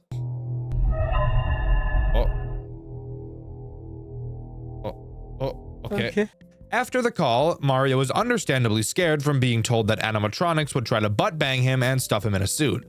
We cut to a short cutscene from the animatronics who, lucky us, also speak. They talk about how familiar we look. Now, from hearing that, you'd probably think that this would be the same misunderstanding from the actual games, where they think we're William Afton because we're wearing the purple security guard suit. However, that wouldn't make sense because Mario is wearing his normal outfit, which the animatronics even acknowledge. So I have no idea where they got the crack they're snorting, but it was clearly laced. Freddy sends Bonnie to go get Mario from the office and give him a rim job. Mario decides to check the cameras and notices that Bonnie has left the stage. However, rather than using his head and checking the other cameras to see where he's at, Mario instead decides it would be a smarter idea if he went out of the office to go look for Bonnie himself. With that, Mario exits the office and begins exploring. Going near Pirate's Cove, Mario finds a key to the back room and sees a classic FNAF hallucination and sharts his pants. Back room key. Oh, what the fuck? With the back room key, he uses it to get into the back room.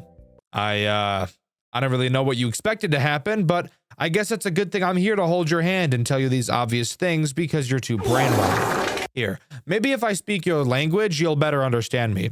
Skibidi Riz Edge Mario goons on a Gaiac goblin and gets rizzy with it. You understand me now? All right, let's keep moving. In the back room, Mario reads a newspaper clipping going over the missing children's case. It's not long, however, before Mario's ADHD kicks in and he gets bored and decides to leave.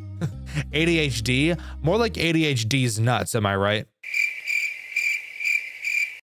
Oh, brother, this guy stinks! Alright. Anyways, when Mario goes to leave, he hears Bonnie approaching, and we get possibly the funniest line delivery I've ever heard in my life.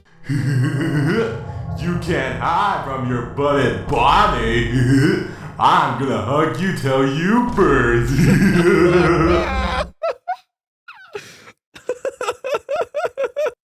Wasn't that the most amazing thing you've ever heard? Yeah, I bet it was. Mario figures it'd probably be a good idea to hide, and I would probably agree with him. This is where you get the first of many decisions. When you make a choice, you could get wrong, get your possible, and you could possible get killed. When you make a choice, the choice could wrong, and you could possible get killed. Where are you going to hide? You can choose either the closet, under the table, or hiding in the Freddy suit on the table. Now, you may be inclined to hide in the most retarded area on the planet, but I would encourage you to not do that. Hiding in the closet is the correct option, but I guess I'll humor you and I'll tell you what happens if you choose the other two options. Let's start with the suit. If you choose to hide in the suit, Bonnie actually won't find you and will leave, which might lead one to believe they made the right decision. But for those of you who are familiar with the FNAF lore, which I imagine is all of you, you'd know that getting into a suit is a pretty bad idea, because Mario ends up getting stuck and spring-locked inside. How'd you get in? Reverse engineer. And you're dead. So good job, buddy. I don't even know why getting inside the suit was an option, given how scared Mario was of getting stuffed inside one. Choosing to hide under the table instead, you would not be surprised to find that Bonnie literally immediately sees you. Because, no shit, that should have been obvious. This is when he grabs you and we get to see another surprisingly good 3D animation, where Bonnie hits us in the dome with his guitar as hard as he can. I found you. Oh, damn! Oh, we're dead as fuck, boy. We're dead as fuck. You might think these animations were just found somewhere and imported into the game, but no. As far as I can tell, these animations are actually original to this game, which is actually pretty damn cool. Of course, the closet is the correct choice, so Mario hides in there like a normal person would. Yeah, being gay is pretty safe. Bonnie begins walking around the back room, and even though we hear his footsteps, we're given the choice to peek out. Of course, Mario chooses not to do that because he isn't stupid, and Bonnie eventually does leave, and Mario re-emerges from the closet. As Mario exits the closet, a rusty crowbar appears out of nowhere on the floor and Mario takes it. Heading back to Pirate's Cove, he uses it to open up a crate. Come on, you stupid crowbar! Inside the crate, he finds the kitchen key. Now, I think we all know where the kitchen is in the first FNAF game location. This game thought it would be funny to actually not put the kitchen there and instead put it right next to Pirate's Cove. Once in the kitchen, Mario finds a family photo. This is where I should mention the lore of this game sort of follows the original FNAF games, but also says, fuck it, I'm gonna do what I want. This photo seems to show off the Afton family, and you already know Mario decides he needs to pocket that bitch. On the back of the picture is a handwritten note from William himself, naming a son called Nick and another called Kyle, spelled K-Y-E-L, which nobody has ever spelled that way. And no, this isn't just a typo, Kyle is spelled like this throughout the entire game.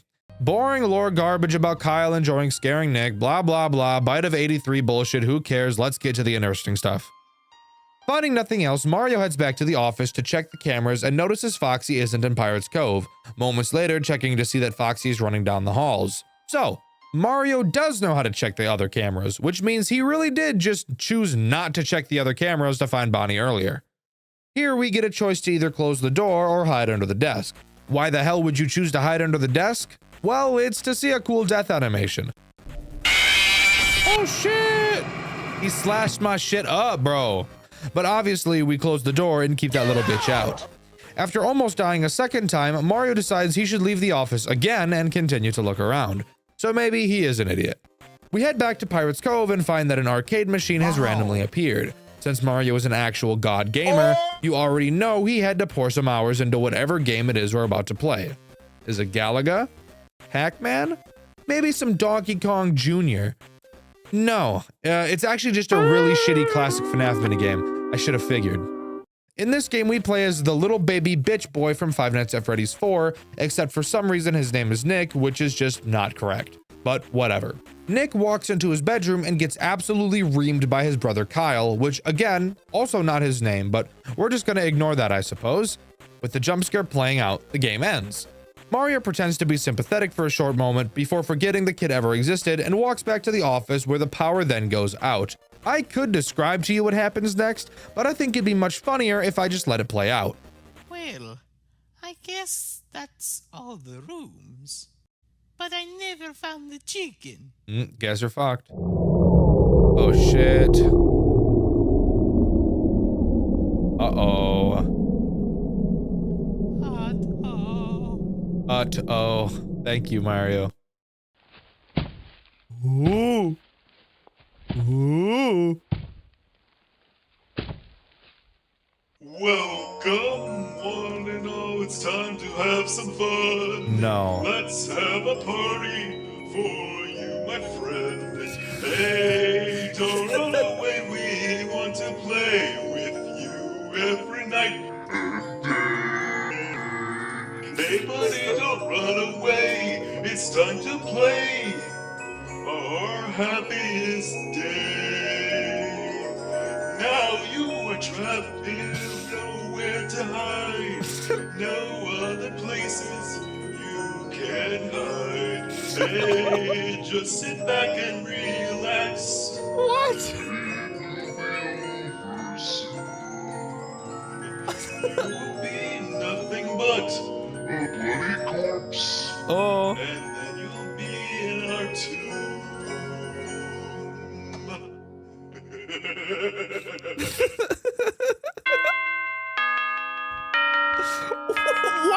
What? It's 6 a.m.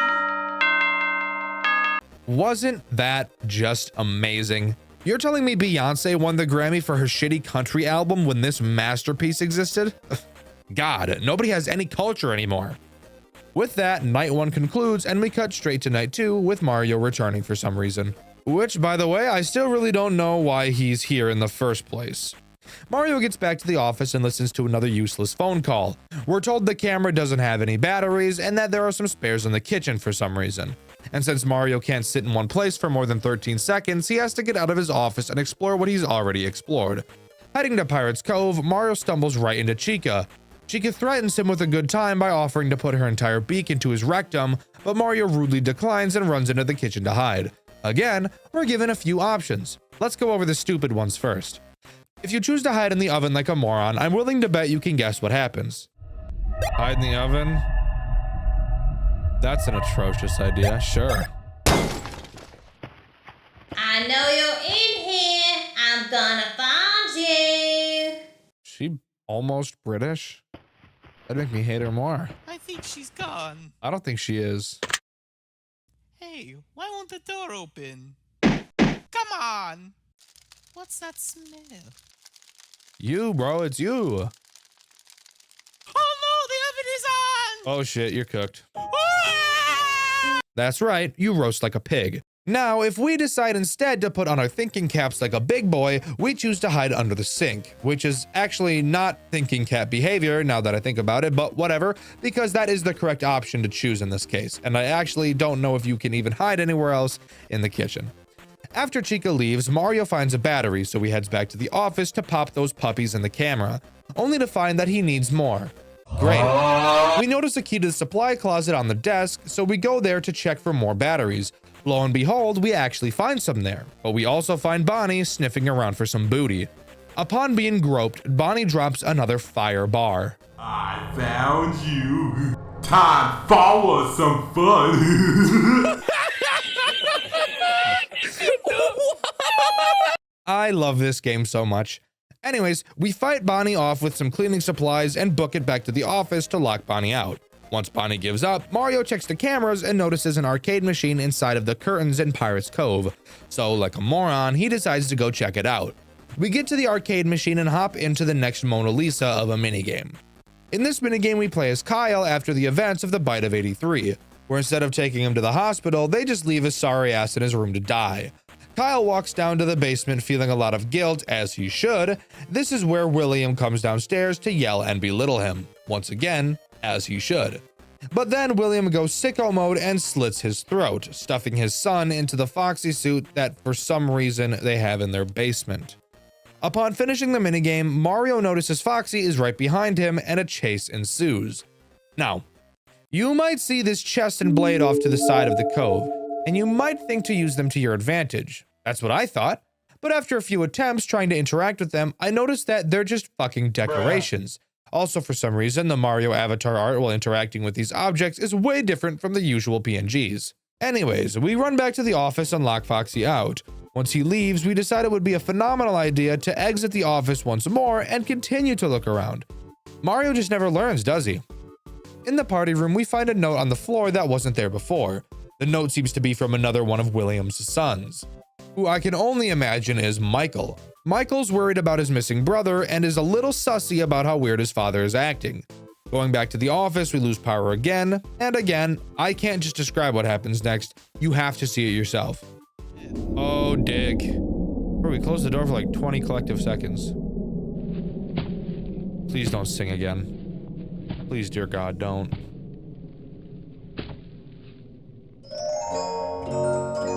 Okay, we're good.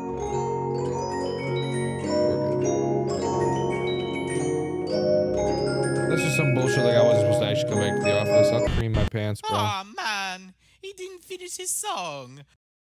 I actually really liked it. I was enjoying that. He should have been on American Idol. What? Thanks.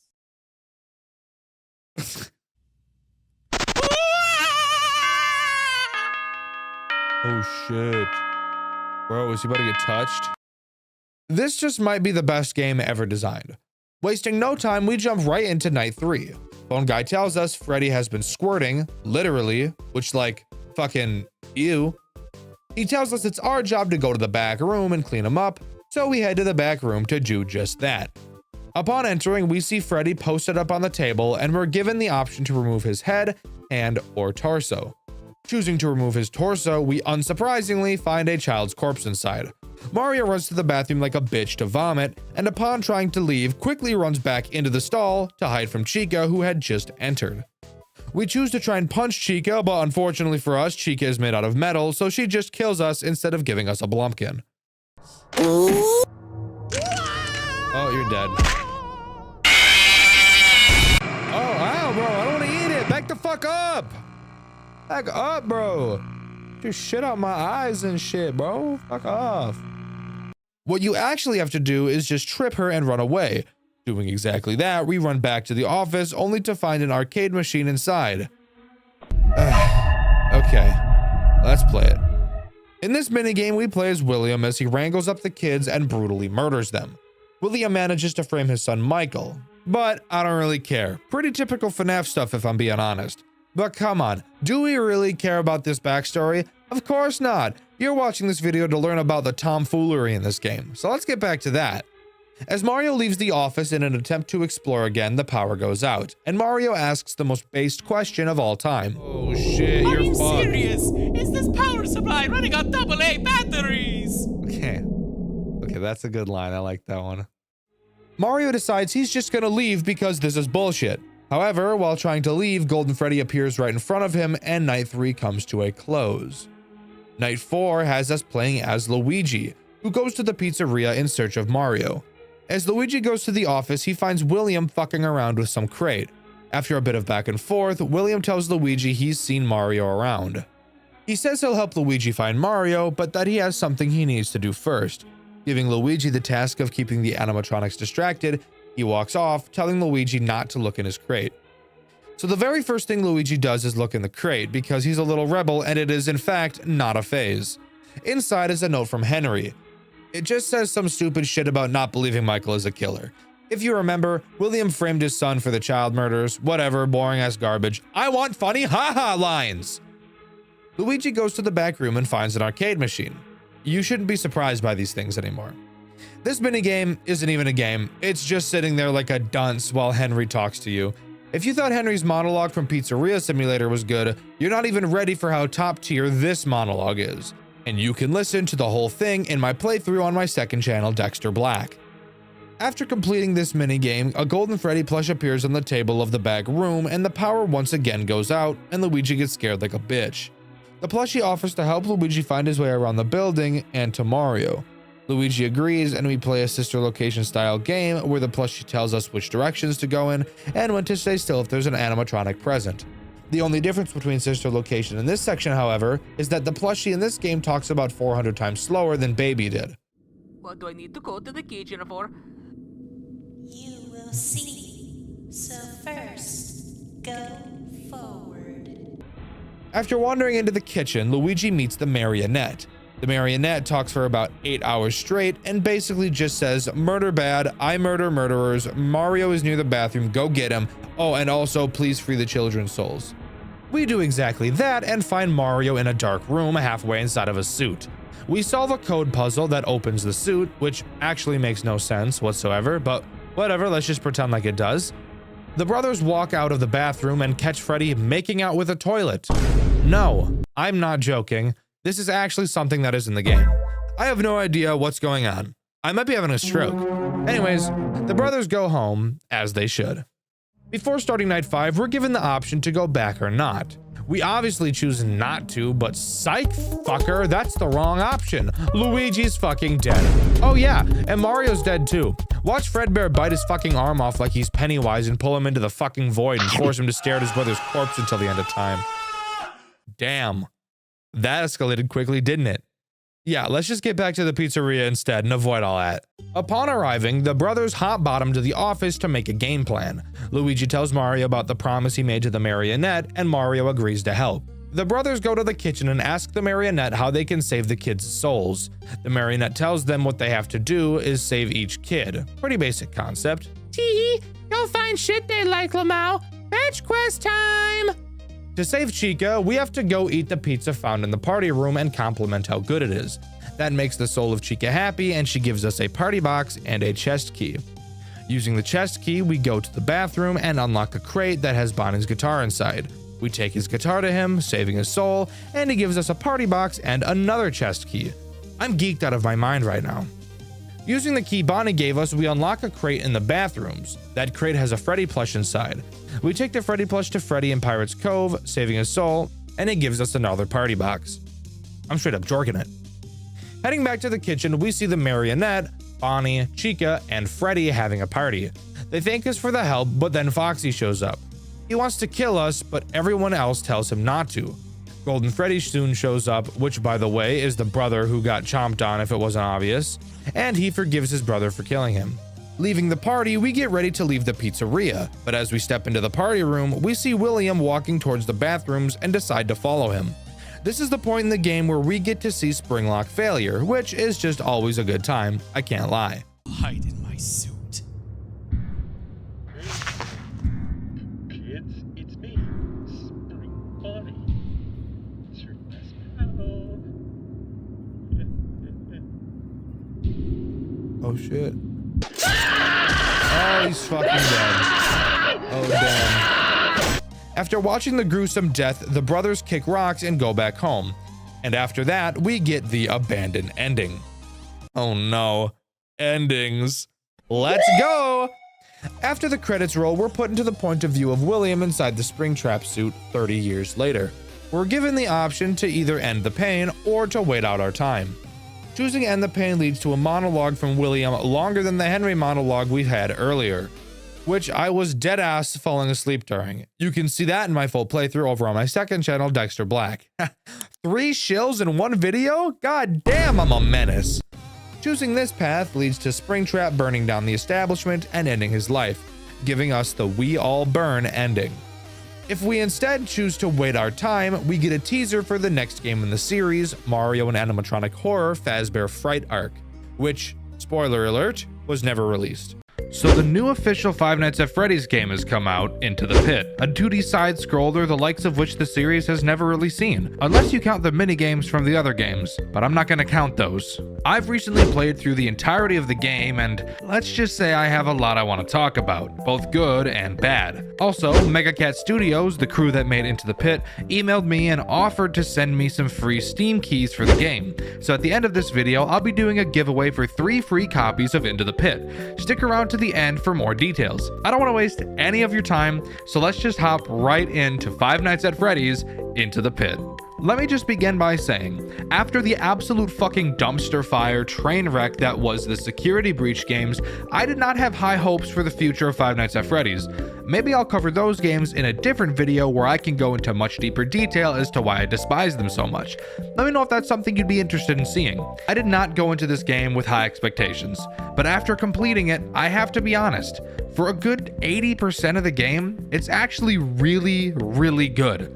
Like, really fucking good. I actually had a really fun time playing this game, even through my frustration.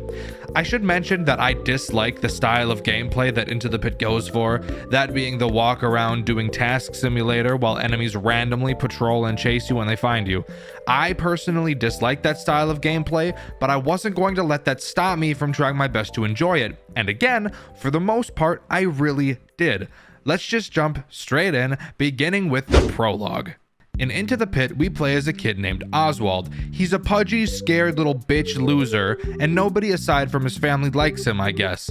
There's this whole subplot in this game about him being bullied, but it's not really expanded on more than having a kid say, "Haha, you're fat, Lamau," so I really don't think I need to go into it a whole lot. Oswald's dad used to work at a mill in the tiny little town that they live in, but at some point the mill got all fucked and his dad doesn't work there anymore. Nowadays, Oswald's dad takes him to the local pizza place during the summer, Jeff's Pizza, while he goes to do, you know, whatever it is dads with hot wives do that don't have jobs. What the fuck do you want from me? I don't know.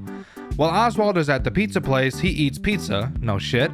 Probably why he's fat if this is happening every night, which seems to be the case. And most of the time, his dad comes to pick him up way later than he originally promised. One night, Oswald is fed the fuck up and decides he's going to go into an old room with a pizzeria and hide in the ball pit to scare his dad as revenge for picking him up late again.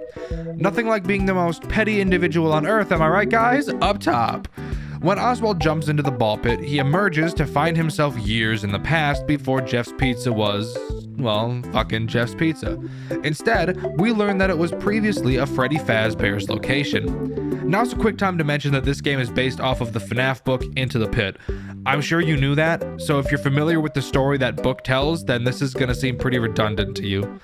Getting out of the ball pit, we walk around and find Bonnie pelvic thrusting at a group of minors. Very appropriate, thank you Bonnie. And eventually find two kids, Chip and Mike. Chip and Mike quickly become our friends and start to show us around. Oswald is a little fucking idiot and has no idea what's going on, but decides to follow Chip and Mike as they show him around. They take us to a skee ball machine where we play skee ball. I don't know what else you were thinking we'd do at a skee ball machine. Afterwards, we all decide to play a game of hide and seek. We choose possibly the worst hiding place I've ever witnessed in my whole life and climb inside of an animatronic suit. This choice right here is another reason I'm adding to my list of why children are the dumbest species on the face of the planet. While in this suit, out of nowhere and with no warning, Springtrap quakes his ass into frame and makes some of the most disgusting noises I've ever heard in my 20 years on this floating rock. And yes, I know this is technically Spring Bonnie at this point, but I'm not gonna call him that. And I know you don't want me to call him that either. It's Springtrap, eat my taint. As soon as Springtrap walks away, we hop out of the suit to find that the entire restaurant has spiraled into pandemonium. Kids are screaming, lights are flickering, I'm pointing and laughing, and Springtrap is on a fucking rampage. We run around looking for Chip and Mike when we see Springtrap off inside of a room. We follow behind him and see this. Gross. But hey, we get to see Springtrap walk away with an ass so caked up, I think I need to grab myself a slice. Nah, who am I kidding? I'm a little fucking glutton. I'm gonna grab the fattest clump of that rump. Following him into the next room, we see something that I never in a million years thought we would have ever gotten to see. Opening a door, we see what I can only assume to be the 6 dead missing children. Holy shit, I gotta talk about this real quick. I think this is something the series needed after they chose to continue after Pizzeria Simulator, which, by the way, I think was a mistake. Showing the actual scene of the missing children after 10 years of hearing about it is so cool. Even though you only see their legs, it's somehow still incredibly satisfying, like we're wrapping up a storyline. Even though we all know William's story is going to be run into the ground for the next 5 years at least. We quickly run out of the room, sharting and pissing our pants, and vault back into the ball pit, coming back out into Jeff's Pizza, where Jeff and our father are waiting for us. Our dad comes to take us home when Springtrap hops out of the ball pit and grabs that fucker, yanking his crank back into the ball pit. Oswald grabs his dad and pulls him out, and we learn that Dad has become possessed by Springtrap. At least now there's a reason to call him Daddy, with his fat yellow rabbit ass. He forces us out of the pizzeria and back home, never saying a word. This is when the prologue finishes and we get launched into the first night. The way this game is set up, it has us performing tasks to progress the night rather than just surviving, which I'll admit is definitely a fresh of breath air for the series. Our first objective is to call Mom. I'm going to mention right now that I'm not going to explain each and every little detail of how you're meant to do things. This video would be like 3 hours long if I did that, and I don't want to make my editor Link blow his brains out. We go to the fridge to get Mom's number and go to Dad's room to grab his phone. But there's a small problem. Springtrap is laying on our parents' bed, preventing us from grabbing it. This is where we learn a very important mechanic in this game: making a fuck ton of noise. There are several objects around the environment that you can interact with in this game to make more noise than a terrorist attack. I'm serious. These things are really fucking loud. When you cause loud noises like this, Springtrap will run to the room the noise came from to check it out, much like he does in Five Nights at Freddy's 3. You can use this to your advantage to force him to go places and then, maneuver around him all snake-like. It's also at this point we learn another incredibly important mechanic: hiding. It's exactly what you think it is. There are several places in the game where you can hide from animatronics, and a lot of them have little mini games you have to play to not blow your cover. To get Springtrap out, we blow up a sewing machine or something and hide in a closet. When Springtrap leaves, we enter our parents' room and grab our dad's phone and call Mom, telling her there's something wrong with Dad and that she needs to come home immediately. Just a note, Oswald's mom is a nurse who works very long hours. We meet Mom in the living room and tell her what we've seen and that, again, something is wrong with Dad. Just then, the fat fucker himself waddles in, but of course, he no longer looks like Springtrap, and it appears that nobody besides us can see his glowing eyes. Mom basically tells us to fuck off, and we're left on our own. This is where we really start the full gameplay loop of this game. When the night starts, we have to find a unique way out of the house while avoiding Spring Daddy, and then make our way out to the pizzeria, jump in the ball pit, and search for our dad. Each night you'll have to find a new way to get out, And instead of going over each one every night, I'm just going to tell you each way that you can do it right now so that I don't have to do it later. The first way is just by walking out of the fucking door. Who would have thought? Another way is by going into the basement and grabbing some rope, heading up to the attic and climbing out of the window. Then another night, you can grab a ladder from the attic and slowly, monotonously, and painstakingly walk it to the basement and use it to climb out of the window. And finally, using a screwdriver to open Oswald's window and climb out. Hooray! Let's keep it moving. Going back to Jeff's Pizza, we hop into the ball pit and soon find a kid stuck in a fucking endoskeleton. I know this isn't a literal horrifying sight, but damn, this game is showing more than I thought it ever would, and I like it. We decide to help this stupid child, but we need a screwdriver in order to open the suit. We know there's a screwdriver in the basement, but it's locked because God hates us. We exit the ball pit and talk to Jeff, who says he'll give us the key if we dump his trash. After doing so at the mill where our dad used to work, we take the key from Jeff and unlock the door. Back through the ball pit, we use the screwdriver to let the kid out, and Springtrap decides he's had too much to drink and needs to hit something, and we just so happen to be the closest living thing in sight. We quickly run back to the ball pit and escape. The next day just so happens to be our first day of school, so we grab our lunch and go to school. While at school, we watch a kid commit arson and detonate an illegal explosive in the middle of the playground, and that's about all the substance we get from this school day, but that bomb kid will be important later. Speaking of, we go find that kid after school and ask him for a firecracker, and he says that he'll trade us one for something cool, and that we'll be able to find him at the library after school every day.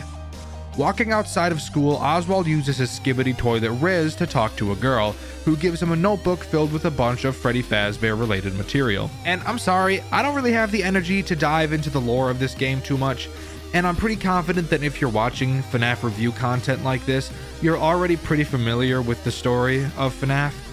Talking about the lore would just add so much unneeded time to this video, and again, I'm trying to keep my editor from taking an entire bottle of prescription pain meds. After talking to the girl, we go back home and it's time for night 2. After escaping the house, we head back to Jeff's and jump into the ball pit. When we enter, the lights to the building fuck themselves and we're taught to use a breaker to reset them. Thank you, game. Another mechanic based on randomization. I bet there won't be 500 more of those. While looking around for our dad, we walk into the kitchen and see Chica poking around and being a little stupid fat ass. She jumps us and we run off. This is where we learn Chica's interesting mechanic. Chica will walk around the building randomly. If she sees you, unlike Springtrap, rather than chase you, she'll instead scream at the top of her lungs, alerting Springtrap to your location. It's not really that bad, so I'm not going to complain about her. Yet. But I promise, later in the video, I will. While running away, Oswald fucking trips over absolutely fucking nothing and drops his lunch, which I guess he didn't eat at school. Chica walks over and eats that bitch. This is a great time to mention another super awesome and totally not random game mechanic. While running, Oswald can just randomly topple to the floor, and he loves to do this while he's being chased, and then he loves to face fuck the ground for 5 minutes instead of getting his fat ass up. I hate life all the time, constantly. We know that Chica the Fat loves food more than starving children, so to distract her, we decide to go to Jeff's to get a slice of pizza. We talk to Jeff, who says, "Fuck you, pay up, bitch," but we're broke as a joke, so that isn't gonna happen. There's a lady in the pizzeria who says she hates rats, and earlier we picked up a rat trap. I didn't mention us picking up the rat trap, but that's because you pick up a whole bunch of random shit all the time, and I don't want this entire video to be me going, "And then we picked up the rat trap, and then we picked up the token, and then..." I'm not gonna do that. That's annoying. I don't want to tell you everything that we interact with. We go back to the pit and use the rat trap to catch a fat ass rat and take it back to Jeff's. We release the rat next to the lady, which distracts Jeff, and we can sneak our way into the kitchen to get some pizza. We head back into the pit and use the pizza to lure Chica out of the kitchen. Once inside, we find Mike all curled up in a cupboard. We head back to the entrance of the pizzeria with Mike, and we ask him where Chip is, but our conversation is rudely interrupted by a rabbit thicker than Judy Hopps. Mike ditches us like a bitch, and we run back into the ball pit and escape. Time for night 3. We head to school that morning and get bullied by some random kid I don't care about.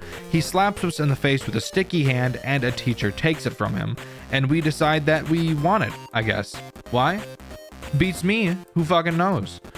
We have a panic attack in the classroom and our teacher sends us to go get her book from the principal's office to calm down.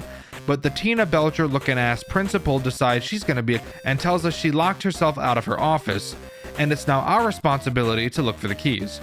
We find them and she lets us into the office where not only do we grab the teacher's book, but also the sticky hand she took from the bully earlier. Why the teacher set it in the principal's office instead of her desk or something, I'll never know, but that's not important. Moving on to the night, after escaping the house, we head back into the ball pit to look for Chip and our dad. Before we do that, I really want to mention that there's multiple endings to this game. I'll briefly mention all of them towards the end of the video, but I'll be covering the true ending throughout the bulk of the video.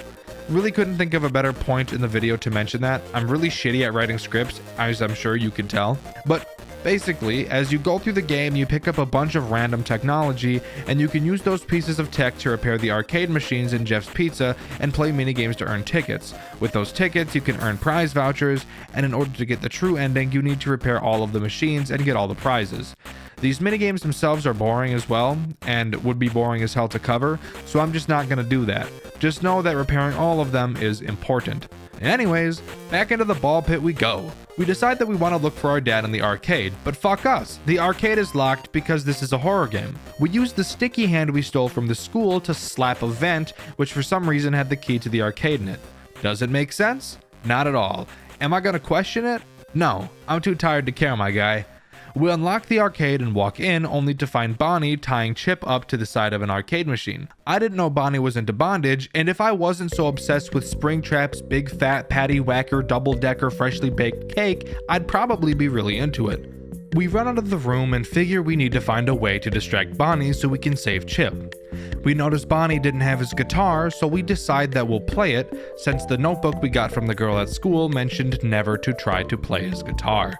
We know we saw his guitar in the back room, but that was also broken as fuck. We head back to Jeff's and ask him about guitar strings, like that stoner would know anything about that. No, fuck that, he's an idiot. We go to the mill to dig through the trash for guitar strings, and lucky us, there were some. Mazel tov. Oh yeah, also the bully was there, but I don't care, that's not very important. Going back into the ball pit, we repair Bonnie's guitar, hook it up to a speaker on the stage, and play the most atrocious song I've ever heard. Wait, no, scratch that. JoJo Siwa makes music, and that shit is miles upon miles worse and makes me want to hurl. This pisses Bonnie off, and now we're free to go into the arcade. We untie Chip and ask him about our dad, but then Freddy's juicy ass walks into the room, and we all bust it down and freak out, quickly run, and plunge into the ball pit. Rah! Night 4 time, bitches! But first, it's time for school. But first again, I need to mention that while in your attic, you can find a Freddy mask. This item is very important. I should have really mentioned this earlier, but again, I'm abhorrent at script writing. I don't know what you want from me. Going back to school, we find the stupid, useless group of bullies, and that's when Oswald starts hallucinating like he was smoking meth, and the bullies turn into animatronics, with Bonnie, yet again, pelvic thrusting at a child like he didn't just get off of probation. Oswald kicks the shit out of one of the bullies and runs away, canonically revealing that he can be convicted of a hit and run. Oswald says, fuck this, I'm just gonna go to the pit and finish this. But before he does that, he does go to the library and trades the Freddy mask from the attic for a firecracker from the kid from day one, if you can remember that. Which I'm sure you do because you're more obsessed with Five Nights at Freddy's than you are eating. We now head back to the pizzeria and decide we need to check the office. I'm just now realizing as I'm typing the script that I forgot to mention Bonnie and Freddy's mechanics, so let me do that real quick. Bonnie can hide in most hiding places that you can. You'll be able to faintly see him in one if he is. If you try to hide in the location Bonnie is in, he'll toss you like a salad and eat it from the back. Freddy, I'm gonna be real. I don't really know how he works. I've tried looking it up, but I literally can't find an answer. I'm pretty sure that he can just be at a door you try to enter, and if he is, then he'll spook you. It literally never happened to me other than the one scripted time that it happens, so I really can't say. I know it has something to do with doors though, I'm pretty sure. Someone please tell me his mechanics in the comments. I really want to know. Anyways, we go to the office door, and as we go to open it, Freddy busts like a nut out of the door, but luckily for us, we have an explosive weapon that we illegally obtained, and we blow that fucker up and blind his ass. While he's in a state of shock, we enter the office and find another fucking kid. Are you serious? I couldn't give less of a damn about this stupid ass kid. Whatever, I guess we'll help her. Springtrap is being a bitch, so we use the cameras in the office to find where he is, and use one of the many noise-making machines to lure him away. Going back to the office, we find that the girl is now gone. God damn it. We check the cameras again and see Springtrap taking her to what I can only imagine is a sex dungeon. Absolutely foul. We chase after his ass and find that he put the girl in the freezer in the kitchen, but the handle is locked and we need to find a way to break it. Instead of grabbing the hammer that's conveniently placed on the wall in the back room where we got the screwdriver, we instead decided it'd be a better idea to break a cartoony ass wooden hammer off the arcade machine and use that instead. Whatever, I guess. We use the hammer to free the girl from the freezer, and who would have guessed, Springtrap chases us while drooling, looking at our ass quake as we run away from him. And we jump back into the ball pit. So much for ending it tonight, huh, Oswald? Anyways, night 5, let's finish this shit up, huh? Today we say fuck school and just head straight to the ball pit, but fuck, the door is locked. We go to Jeff to ask why, and he says someone's been breaking in. Wonder who that could be. We get Jeff to give us the key, and as we walk out of his office, Springtrap gawks at our jiggling cheeks again, and we run into the ball pit. The only room we haven't gone into yet is the room where Afton cranked some sick 90s on those kids, but the door is locked via a keycard. We figure it's somewhere in the back room, but fuck us, Freddy and sex offender Bonnie are blocking the curtain, so we have to take the long way and go into the vent to get into the back room, where we find a pile of dead animatronics, and amidst the pile we find the keycard, and then we use the keycard to open the door. I don't know what you thought would happen. Going inside, we find another random girl. Oh my goodness, where is my goddamn dad, dude? She tells us she heard some snoring coming from the vent, and Oswald immediately knows that it's his dad because he's a lazy fuck who sleeps a lot, I guess. I don't know, dude. I'm tired, man. We call through the vent, and lo and behold, we find our dad knocked out in a chair. We untie him and then hear Springtrap coming, so we hide in the vent. Springtrap drags our dad out of the room because we haven't yet reached our runtime threshold and need to pan a little bit more time. We run back to the ball pit and find Springtrap strangling the shit out of our dad. We punch his ass in the face because I want him to be choking me like that, and we quickly throw our dad into the ball pit and follow after him. Back at Jeff's, Springtrap jumps out of the ball pit and gets caught in some of the netting and just gives up, I guess. He like moves a little bit, but then he's like, oh no, I'm done, dude. Dad and us walk outside, he apologizes or whatever, and boom, game over.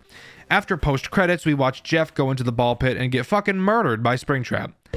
I know I said I was covering the true ending, and I will be, but I think this ending is really funny, and probably the most common ending people get. So, what are the other endings, and how specifically do you get them? Let's start with the leave ending. If instead of helping the kid stuck in the endoskeleton in night 1, you just walk out of that bitch, the game ends and you get the leave ending, which I'm pretty sure is actually called the see ya dad ending, which is actually the first ending I ever got. Moving on to the bad ending, if you collect none of the special dad items throughout the game, when you reach the final Springtrap section, when you and your dad make it back to Jeff's, Springtrap will jump out of the ball pit and grab Oswald, dragging him back in, and Oswald wakes up in Springtrap's bondage dungeon, and only God knows what happens in that awful place. The Jeff died ending is the ending that I first covered. Obviously, and to get it, you need to collect all 5 of your dad's items in the Fazbear location. They're not hard to find, and when you rescue the girl on night 5, she'll drop a strange picture. You'll need that as well. To unlock the true ending, this one is a doozy. You need to collect all 5 dad items, the strange photo, repair all the arcade machines and win all of their minigames, and complete the 3 secret minigames, those being Count the Ways, Fetch, and To Be Beautiful. You can unlock Count the Ways by interacting with the candy machine by the employees only door a whopping 100 fucking times, which takes like 5 minutes. It's really fucking stupid and I hate it. You can unlock Fetch by collecting 100 tickets from playing the arcade machines and trading them in for 5 vouchers, then interacting with the prize machine a few times. And finally, you can unlock To Be Beautiful by calling your mom while standing next to the candy machine. Does it make sense? Of course not. Was it fun? Not even a little bit. Do I regret doing it? A little bit, honestly, yeah, but whatever. After doing all that and saving Dad, instead of Jeff going into the ball pit room and dying, Jeff's pizza suddenly becomes packed, and everyone has a good time enjoying pizza. Hooray! Now, what if I told you there was a secret ending that's not very secret and is actually super easy to get called What Am I Ending? Yeah, there is, and it's really easy. After saving your dad, if you fail the QuickTime event with Springtrap, you'll appear on stage and all of the animatronics will be waving at you. As you walk to the end of the party room, Springtrap will greet you and your eyes will begin to glow. The FNAF Fanverse Initiative, an idea Scott Cawthon had that was so good. The ability to bring fan game devs of your games into a closer community and allow them to sell merchandise based off of your branding is an amazingly generous and incredible opportunity.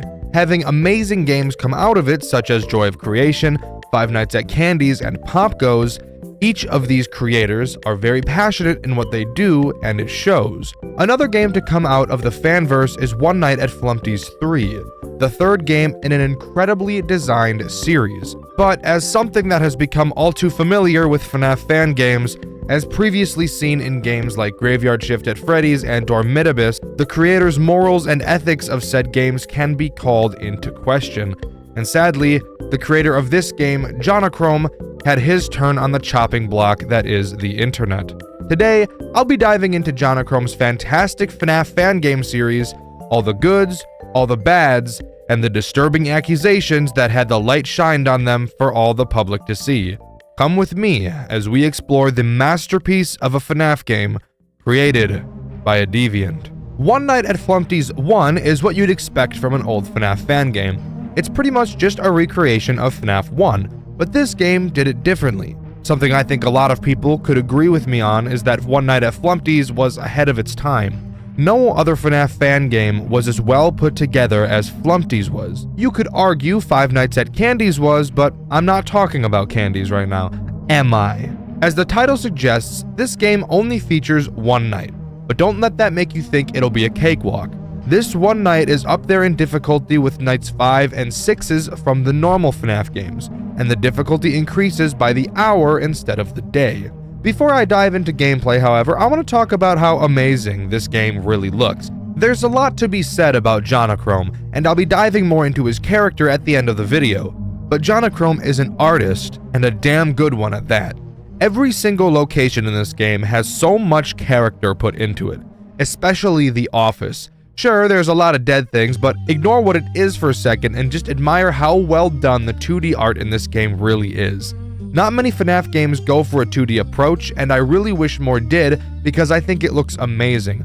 Look at Playtime with Percy for another example. That game is 2D and it looks incredible. Then look at another completely flawless and probably the best FNAF game ever designed with zero competition, FNAF Shitpost. Another game with 2D art that is fantastic, and I definitely have no bias over that game at all. This game did something no other was doing at the time, and it has aged like a fine wine. But now, let's jump butthole first into the gameplay. As mentioned already, this game only has one night. But dear God, it's a long one. Each hour of this night is a minute and a half, making the full night 9 minutes long, which is a crazy amount of time for a FNAF game where you need to have good nerve control. Just like FNAF 1, you have a power system. However, it's only affected by your doors, so feel free to camp the cameras as much as you'd like without the worry of draining your power, which I promise you'll be doing often, as this game is going to rail you in the asshole with encounters, and you'll have to stay on top of each character's location. Speaking of the characters, who are they? Nice segue, Dexter. Thanks, Dexter. The first guy we'll talk about is obviously Flumpty, the main attraction. Flumpty acts both as the Freddy of this game and the phone guy. At the beginning of the night, he tells you that his name is Flumpty and that he is immune to the plot and can transcend space and time. He goes on to tell you that he kidnapped you and brought you here to be friends and that he's coming after you. And coming after you, he is. Holy shit.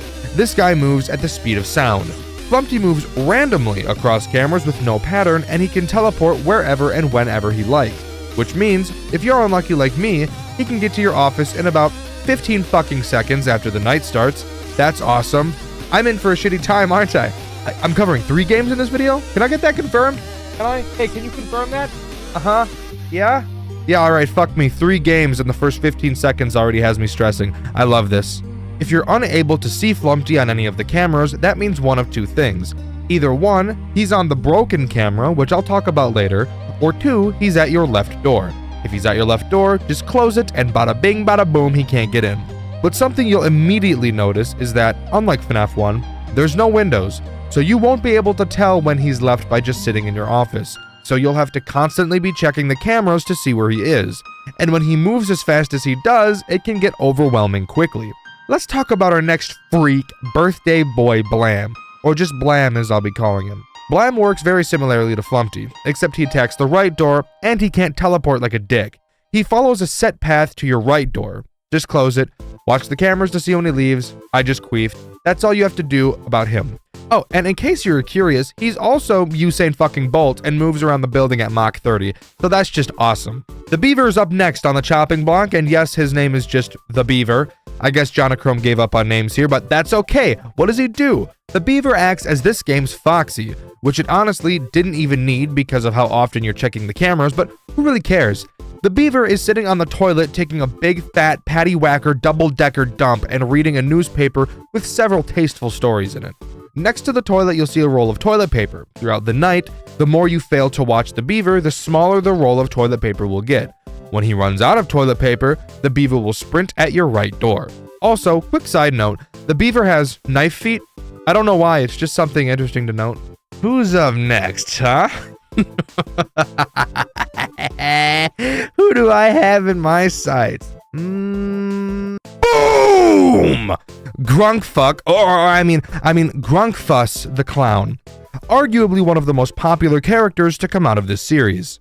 Grunkfuss is the first character I've mentioned who doesn't start at the beginning of the night. Instead, he starts at 4 a.m. I love this clown's mechanic. It's incredibly cool. I should mention that this game deliberately doesn't tell you how to play, and it doesn't describe how any of the characters work, leaving you to figure it out yourself. I love this idea, and it can lead to you feeling pretty smart when you find a small detail that can help you figure out how a character works, and Grunkfuss is a perfect example. Grunkfuss doesn't show up on your cameras. Instead, he is only ever visible inside of your office. As the night goes on, he will become more and more visible via a hole in the wall of your office. Well, that doesn't sound fair, I hear you say, and I usually agree, until you put your thinking cap on and realize there's a hint in this game that perfectly explains how Grunkfuss works. On camera 5, there's a hole in the ground with 30 eyes inside. That number is very important. Every time you lift your camera up, you'll notice that one of the 30 eyes have disappeared, and every time you pull your camera down, Grunkfuss becomes more visible. If his eyes reach 0, when you pull the camera down, Grunkfuss will grunkfuck your shit up. I think this is such a cool little hint this game gives you to explain how he works. You could easily play through the whole game and never piece this together. This is something I really love when games do, and I'd really like to see more of it. But we've still got more to talk about, buddy. Let's move on to the Red Man. Red Man becomes active on hour 3 and starts on camera 3. You'll notice throughout the game up until this point that camera 3 has never been visible. That's because Red Man isn't technically visible on the cameras. Whichever camera he's on will be blacked out, which lets you know where he is. Red Man slowly moves from camera 3 to your left door where you'll be able to see him and close it. Just like the other door characters, you'll have to watch the camera for when he leaves. This brings me back to a point I made when talking about Flumpty. If Flumpty or Blam are on the same camera as Red Man, they too won't be visible, meaning there's a possibility you won't be able to find them, and a possibility that you'll shit your pants as I did when I couldn't find Flumpty because he was camping out with Red Man. So that was fun. The final character I have to briefly mention is Golden Flumpty, and I say briefly because there's not much to talk about. Sometimes you'll see him in your office, and when you do, you have to quickly pull up the cameras. If you don't, a dead sandwich is what you'll be turned into. In terms of characters, that's all One Night at Flumpty's has to offer. This game can be brutally hard. Obviously, like any FNAF game with enough practice, you'll be able to beat this game like clockwork. But hot damn, your first run through might very well be pretty difficult, especially considering you're not taught how to do a goddamn thing. But that's the first game. I'd personally say that it's fantastic. But what if I told you the second game is even better? Let's waste no time and jump into it. One Night at Flumpty's 2 is visually just as great as the first. Each setting looks fantastic. The game is significantly harder than the first, mainly because there's much more to focus on. To start, this game's phone call actually explains the rules, like a little bit. You're gonna have to do a lot of trial and error, but hey, it's still more than the first game gave us. The phone call this time around is a short song, which, that's just lovely, isn't it? The song explains if our lights are off, we're safe, and if they're not, we're about to get our cheeks spread apart so hard they rip off. So, why is the light so important? Well, let's do what we do best and go over each threat one by one. Let's start with Flumpty. As he was in the last game, he's pretty basic in terms of mechanics. Like in the first game, he teleports around wherever and whenever he pleases, so don't think for a goddamn second you're safe, because you're not. He's hungry for ass, and you got a whole lot of it. He a hungry bitch. If at any point you can't find him on the cameras, he will be right outside of your door in the hallway, and in a few seconds, will pop his head in and give you a blumpkin. Characters looking into your office actually brings up one of this game's central mechanics, which I think is really cool. On the bottom of your screen, you'll see an exposure meter. If at any point that meter fills all the way up, it's time for Flumpty and his friends to eat toast off your ass without the toast. When Flumpty peeks his head in, he will have his hands over his eyes to play a quick game of peekaboo with you. Be lucky that he's forgiving like this, because no other character from this point forward will be. While he has his eyes covered, your exposure meter will not increase. This gives you about half a second to turn the lights to your room off. After a few seconds, he will leave and you can turn your lights back on. But before we continue, let's go over what else happens when you turn your lights off. Let me quickly go over the camera and something I noticed about these games that I really like. Notice how in the first game, the camera didn't waste any power. Well, in this game it does, but it does it in a much more engaging way than it does in other FNAF games. Rather than just lowering an arbitrary number, you'll notice on the bottom of your screen you also have a laptop power meter, your laptop being your cameras. While your laptop is up, that meter will decrease, and when you put the laptop back down, the meter will slowly charge and increase again. I love this mechanic. It's still consequential to sit on your cameras, but it still keeps you in control. These games have such good balancing. I struggle to find other FNAF games to match in this department. If your laptop meter is to go completely empty, it will forcibly close and you'll have to wait for it to charge all the way back up before opening it. And when you do, you'll have to wait for the laptop to reboot. This may not seem like a very big deal, but when watching the cameras is as important as it is in this game, having to wait those 10 seconds can feel like an eternity. But back to turning the lights off. When the lights are turned off, you cannot access your cameras, and your laptop will not charge. This is one of those multiple ways this game keeps you from sitting alone in the dark. Something I think all of you chronic gooners should take note of. Blam Birthday Bitch Boy is next. He, like in the last game, works almost the same as Flumpty, moves around a set path, goes to your office, takes a sneak peek at your bits. However, this motherfucker don't play no games. No peekaboo for this guy. Once he's looking, your exposure meter starts to climb. This leads to you needing to watch the cameras and track his location, because even multiple small slivers over how godforsakenly long this night is will start to add up and lead to your asshole looking like a cave. Blam increases your meter faster than Flumpty does. Even though Flumpty is literally a chaos god of death, he increases your meter slower than any other character in this game. Something I think says a lot about his character. I'd say he's just a little harmless guy, but he also has canonically killed 1 billion birds with one stone. No, I'm not joking. Grunk Fuckass the Clown is also pretty similar to how he was in the first game. Psych! I fucking lied, bitch! Go look in the mirror at how fucking stupid your face is. You actually thought for a second I wasn't gonna lie straight to your stupid, dumb, ugly face, but I did. Anyways, Funko Pop the Clown can be seen crouched on camera too. Around 2 a.m. he will become active, with a hole appearing on your wall and a patience number appearing on camera too, and quickly decreasing. Once Grunkle Stan the Clown's patience wears thin, he'll pop his head through the hole in your wall and dramatically begin increasing your exposure meter. I'm talking Tyson Gay levels of quickness, and I say Tyson Gay instead of Usain Bolt because there's one character who increases it even faster. Eyesore is technically another character returning from the first. Remember the eyes that appeared in the hole on the floor that showed how many times you could flick up the camera before Fuckhead the Clown would ream you from behind? Yeah, that's him. That's Eyesore. Eyesore will start on camera 1, but won't be active until 4 a.m. Keep in mind, each hour in this game is long as fuck. He'll make his way to your office and peer in. When I tell you, the speed at which this bastard eviscerates your exposure meter is faster than the speed at which I bolt to the toilet after Indian food. I'm not lying. I suppose it makes sense given how many eyes he has, but like, damn, don't let this guy eye bang you for too long, no matter how sexually attracted you are to it. The last returning character we have to bring up is Redman. But Dexter, what about the beaver? He fucking died. He fell into the toilet and fucking died. Are you happy? I didn't want to have to tell you, but you pulled my leg. Dick? Anyways, Redman. At random points during the night, warning pop-ups will appear on your laptop. If you're not in your laptop, it will be signified next to your camera button with a warning sign like the music box from FNAF 2. When you see this warning message, it will be accompanied with a loading bar. If the loading bar fully increases, you'll be as dead as disco. All you have to do is click cancel. If you lose to Redman in this game, I have no sympathy for you. You have to try and lose to this guy. What about new character? Well, there's only one, but he's pretty sick. The Owl. The Owl will appear on your cameras taking a fat-ass nap. Throughout the night, he will open his eyes and eventually leave the urinal he's perched on.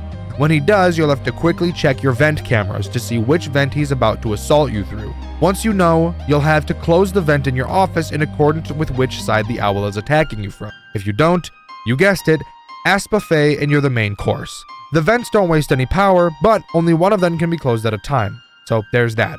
Additionally, you can close the vents even if your lights are off, which is incredibly generous and really just adds to the flow and pattern this game has. The final character I want to talk about is Golden Flumpty. So I guess I technically lied when I said Redman was the last recurring character, but fuck you. He works the same way as he did in the first game. Sometimes you'll see him in your office, either quickly turn the lights off or pull up your camera and he'll leave. Whoopity-doo, lore or something, I don't really know. That's all One Night at Flumpty's 2 has going for it. Well, it has a difficulty mode called Hard Boiled, which drastically increases the difficulty of the night, but it doesn't change any fundamental game mechanics, so I don't think it's worth diving into. One Night at Flumpty's 2 is such an enormous step up from the first, and that's saying a lot considering how amazing the first game really was. With the third game right around the corner, I can't wait to see what Jonachrome came up with.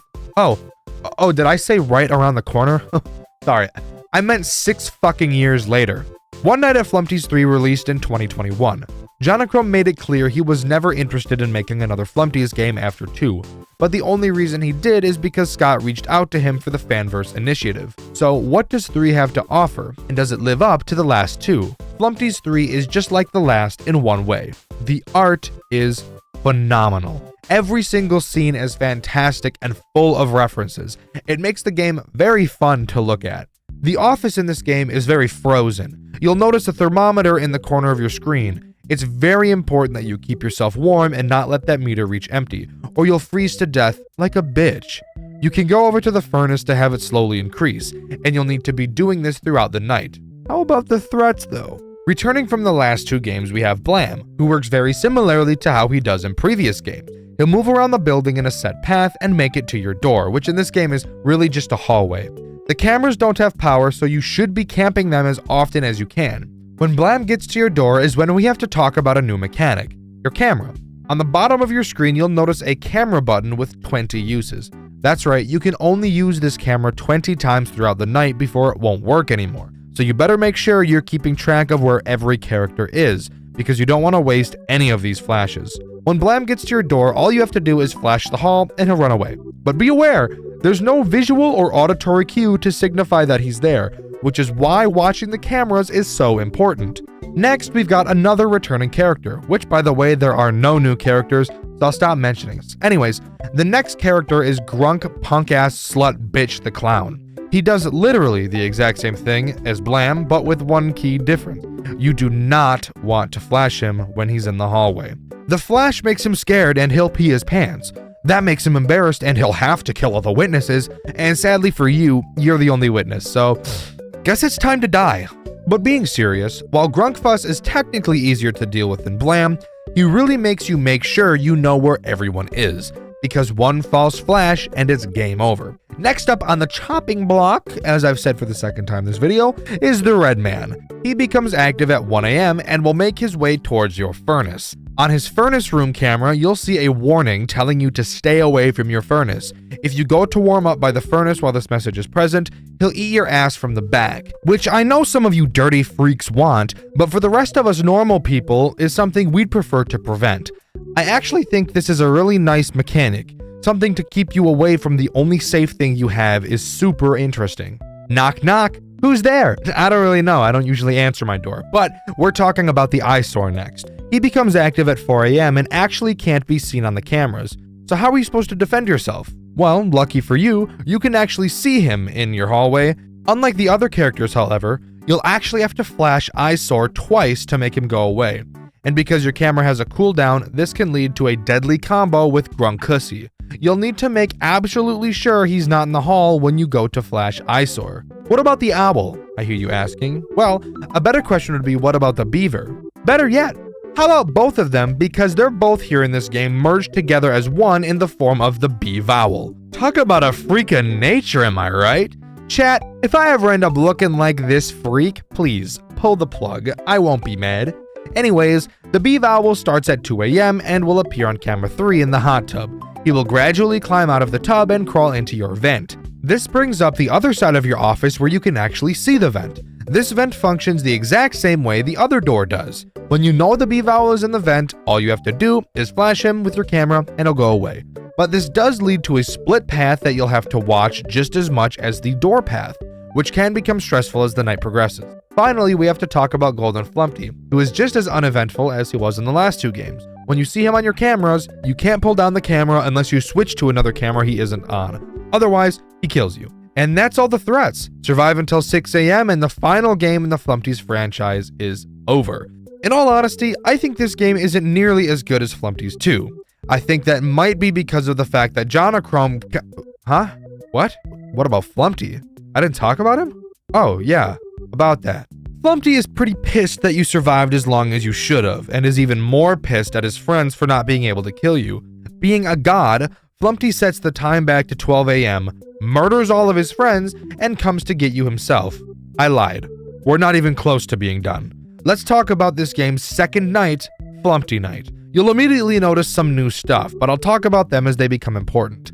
In this night, after killing all his friends, Flumpty transcends space and time and is able to morph his body and appear in multiple places at a time. He replaces all of his friends and takes a majority of the mechanics of the night. Let's go over each Flumpty clone together. It can get a bit confusing, and this night is a clusterfuck, but I'll hold your hand and explain everything as best I can. And let me tell you, my palms are clammy. The first clone to talk about is Another Flumpty. Yes, his name is literally, quote, Another Flumpty, end quote. This guy is the exact same as Birthday Boy Blam. Fireside Flumpty replaces the Red Man. Spider Flumpty, aka fucking animated Flumpty, again, that is literally his name, replaces the bee-vowel. But something cool I want to mention about Spider Flumpty is that he is gorgeously animated. Like, look at his animation when he crawls through the vent. It's gorgeous. Now we need to talk about the Flumpty clones that have their own mechanic in this game. Except not really.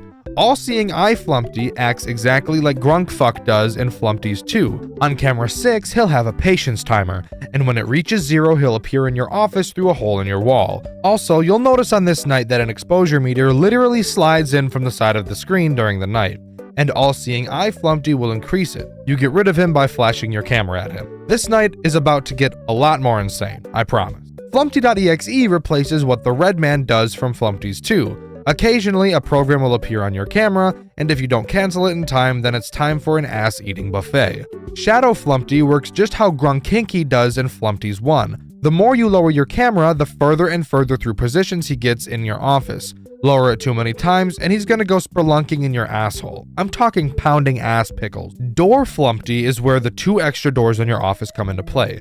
He'll appear on either camera 8A or camera 8B. You can stop him by turning on your laser doors to keep him out. Also, you'll notice you have door power at the top of your screen, so you know, just something else you'll need to keep track of. Are you stressed yet? We're not done yet.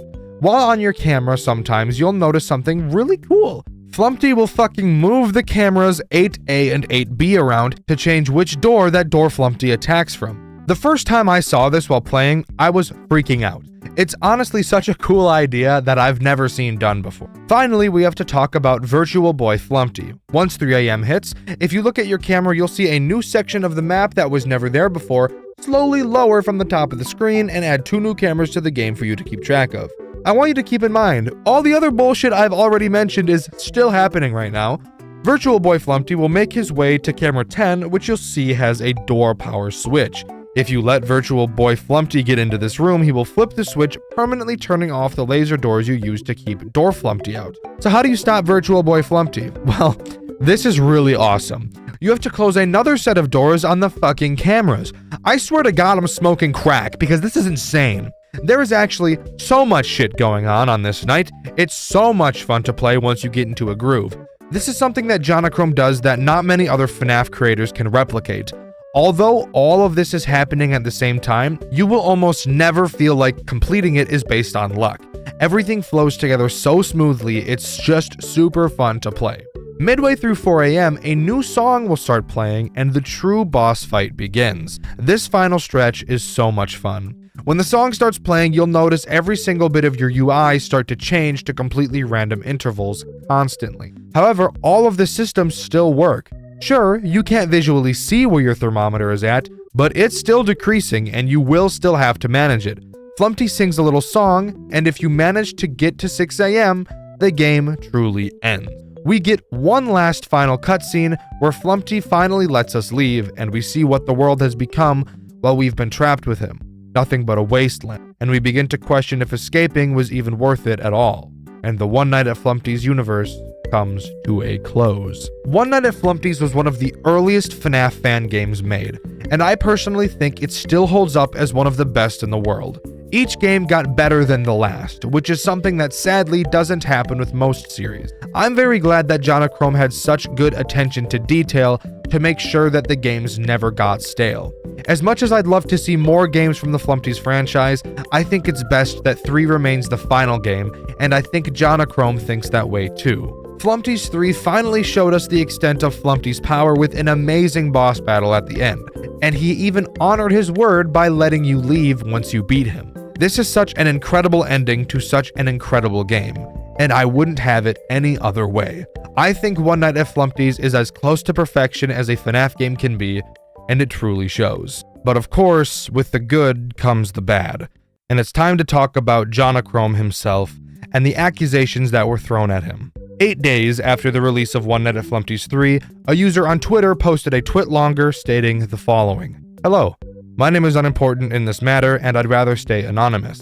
I love this community. I absolutely have been a part of the FNAF fandom ever since 2014. The point of this is to try to make it safer for everyone and minors. Don't go attacking Scott over this. He had absolutely no way of knowing who Jonachrome really is. I also strongly insist that minors stay within their age groups when meeting friends in the same fandom online, whether artists or not. With that said, this is my testimony coming clean about Jonachrome.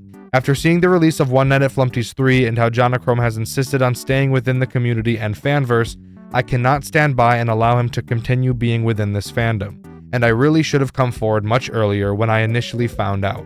I was involved with plenty of his group DMs from 2016 to 2018. A girl by the name of Emily was 13 to 14 at the time, and he came all out about his relationship with her. Within group DMs we've had, Jonachrome was already in his 20s. Charges cannot be pressed as Emily would need to do it herself as she would now be 19. I have evidence to prove this with links to all of it, and witness statements, and messages from Jonachrome himself. This man should not be praised at all, and I hope this helps people see him for what he really is, and why he should be removed altogether from any community he has a high stance in. It can be gathered that Jonachrome stated he was dating this girl, but was not going to do anything sexual until she was of legal age, which some would constitute as grooming. In my personal opinion, none of that is as damning as John's own messages. In one message, he flat out admits his plan to marry Emily, who, keep in mind, is a child. Jonachrome also mentioned how they'd been dating for 2.5 years, and considering how she had her date of birth set at 2002, this would have made her about 14 years old when they started dating. It's also very clear that Jonachrome knew that what he was doing was wrong, as in 2017 he was very concerned about the net neutrality laws, which he thought would cause conflict with his being able to communicate with her. The twitlonger wasn't up for long when Jonachrome responded. The title of his response stated that both he and Emily knew that this would happen at one time or another. His response reads, "Well, if my statement means anything, here it goes. I'm not a child groomer and I'm not a pedophile. Plain and simple. I wouldn't dream of manipulating or abusing or exploiting anyone, much less minors. And the twitlonger has no evidence to suggest that I did. It comes across as spiteful to me more than it comes across as a post made out of legitimate concern for anyone's safety. That said, I can't deny that the screenshots are real. When Emily and I met, dating wasn't even a consideration for obvious reasons. We were friends who got along really well. My first relationship was with someone my age, which only lasted a few months because we didn't communicate very well. That was when I started questioning what was really important in a relationship and what actually makes two people compatible. I realized that Emily and I share the same religious beliefs, we have similar sense of humor, there's a lot of overlap in our interests and hobbies, and we could both comfortably talk about a lot of things. We both felt like maybe we were meant to be together and were just born at the wrong times. We started talking, making it clear right away that there would be nothing sexual about our conversations and that we wouldn't meet in person until she was at least 18. We enjoyed each other's company, just talking and hanging out. Occasionally we'd watch movies together. For a long time, I didn't see the harm in it. I always put her needs before my own, always claiming to do what was best for her, and in a way, I thought I was saving her from experiencing the same heartbreak I did. This year, 2021, would have been the year we met in person, with her age at 19. But this was also when I learned she was starting to have doubts about our relationship. She knew I didn't mean any harm, while also saying I had effectively prevented her from exploring other romantic options by approaching her when I did. I'd like to say I knew better, but until that moment, I kinda didn't. I'd thought I'd done everything right, and I gambled on the assumption that if we were meant to be together, it wouldn't have mattered in several more years. But the reality is, I didn't give her enough time to grow, and I shouldn't have even entertained the idea. It's a mistake I've made the one time, and I'll never make it again for as long as I live. For anyone who wishes to hear the victim side of the story, Emily and I are on good terms, and she's planning on making her own response to this as soon as she can. Regardless, I was wrong for pursuing a relationship with her. I can't change the past, but I hope that my story can at least serve as an example for others. Please, whether you're an adult or a minor, don't make the same mistake I did. You might have the best intentions and the utmost confidence in a potential relationship with someone out of your age range, and you might not see any red flags, but that's no excuse. It's not worth it. Minors should be especially careful in an online space because there are people out there who want to take advantage of it. This could have ended a lot worse. Stay safe. Later after that, Emily responded herself, and her response reads, Jonachrome is not guiltless in this, as I'm an adult now, I'm completely aware of that. But he is genuinely a kind-hearted person who just did something to himself that he shouldn't have. As a minor at the time, of course I was super dumb and naive, but as an adult, Jonachrome was 100% responsible for his action. He has apologized to me several times, and I truly still believe he's a good person. We even talk on good terms even though we're separate. But he has recognized that he fucked up. So please, as the victim, leave the man alone.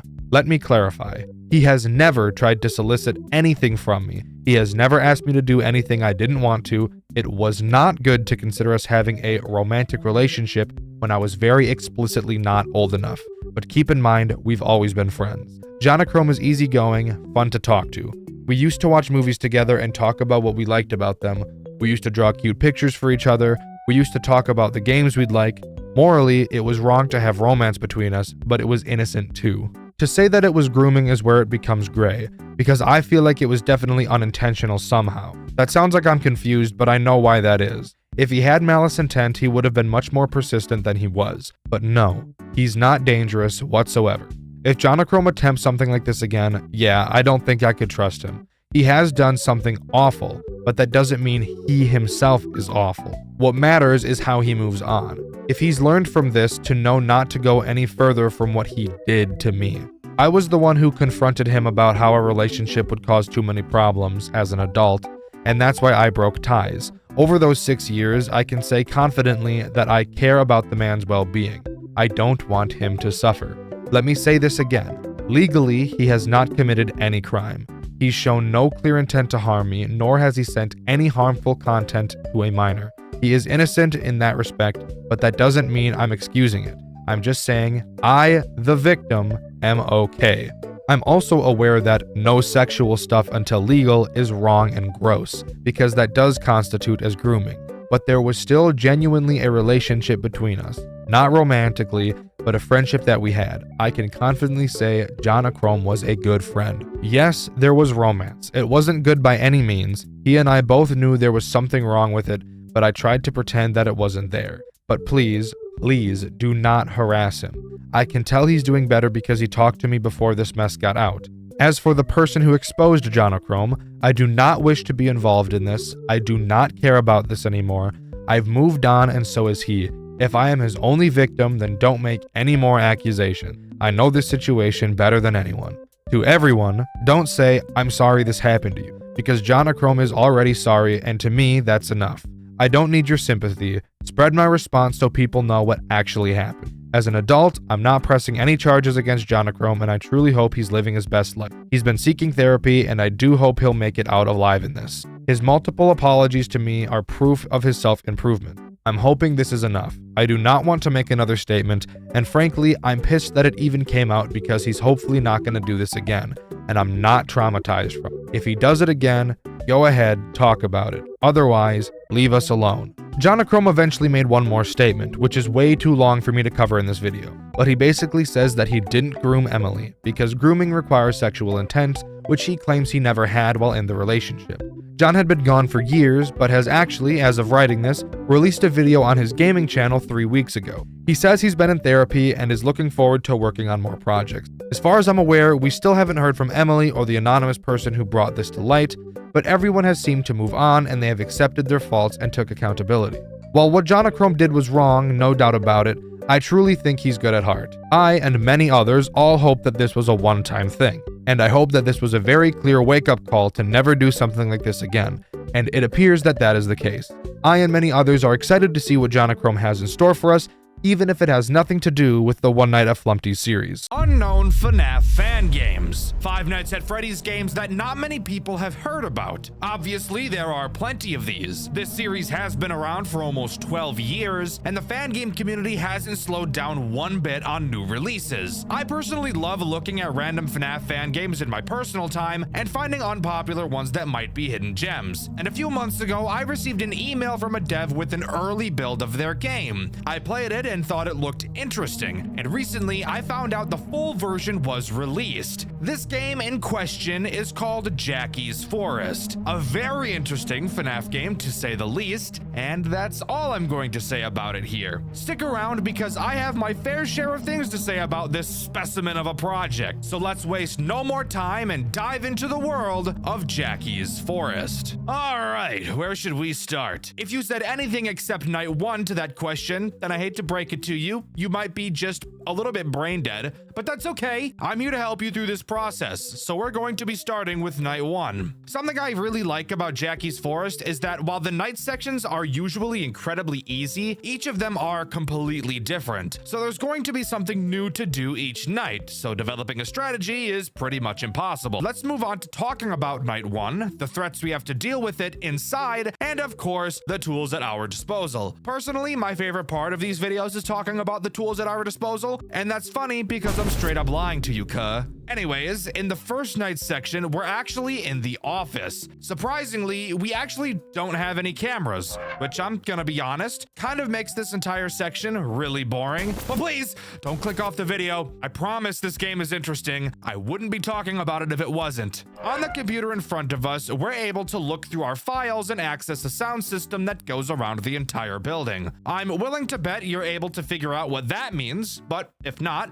allow me to explain it to you. Before I can explain it to you, however, I do need to talk about the first threat that this night introduces, Maurice. And no, not the cool guy from Madagascar. Unfortunately, it's just a disgusting fucking pig-ass, fuck-ass skunk. This motherfucker right here really likes the sound of children. So while most people dress up as monsters for Halloween, Maurice has been dressing up as Jared Fogle. So I guess he also dressed up as a monster, but it's like a little bit different because, like, you know what, it doesn't matter. Maurice will slowly make his way to your office. Shining your flashlight on the door in front of you when he gets close will reveal his rapist homo thug black boy face. Don't be filming me, brother.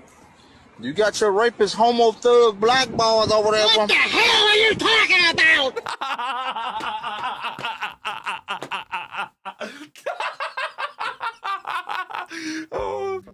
All you have to do when you see him is play a sound from another room in your control panel to lure him away. However, this is where I have to talk about a truly disturbing and butthole-ripping mechanic this character has. Do you guys remember the dreaded 1 in 7 from FNAF 3 with Springtrap? Yeah? That mechanic that gives Springtrap a 1 in 7 chance to just ignore the audio lure? Yeah, well, Maurice has that too. Except this time around, instead of 1 in 7, it's borderline 1 in 2. Because this motherfucker does not move a goddamn inch, and I'm sick of it. The dev really thought, oh, I know how I can make this character work. How about I make his entire mechanic just spamming a button until the player flips heads on a coin flip? Fuck him. But whatever. Once you eventually get lucky enough, Maurice will be dragged away. However, as I'm sure you could have guessed, that is not the only character active on this night, because if it was, this would easily be one of the most piss-poor sections from any FNAF game I've ever covered on this channel. So, who's the other little gooner we have to deal with tonight? Well, that would be Jackie, the character from the title of the game. You know, I always thought it would be pretty funny to make a FNAF game called Five Nights at whatever the fuck the name I choose is, and then never add a character with that name. Like, imagine Five Nights at Ronald's, but there's never a character named Ronald in the game. I don't know, maybe my sense of humor is just retarded, but I think that would be really funny. Anyway.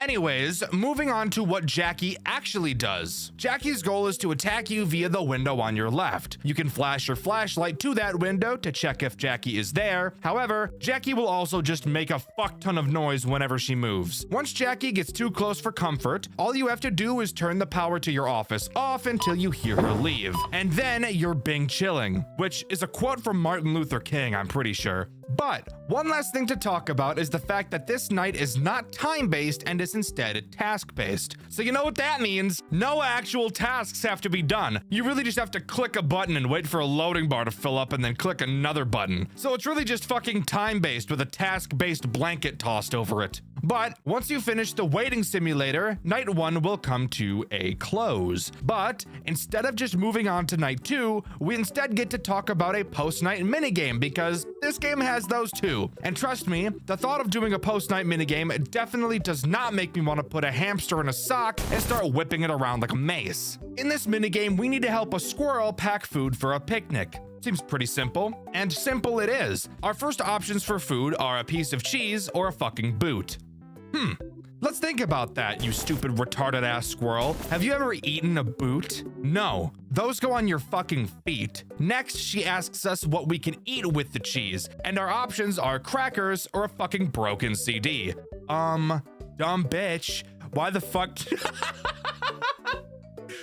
Dumb bitch, why the fuck do you even have a CD that's broken? What could possibly be the point of keeping something like that in your house, hoarder? Throw it away, trailer trash. Next up, we've got to add some fruit. So she asks us what kind of apple we'd like to bring to the picnic. Except instead of the options being Honeycrisp, Granny Smith, Gala, or whatever the fuck, the options are apple or apple core.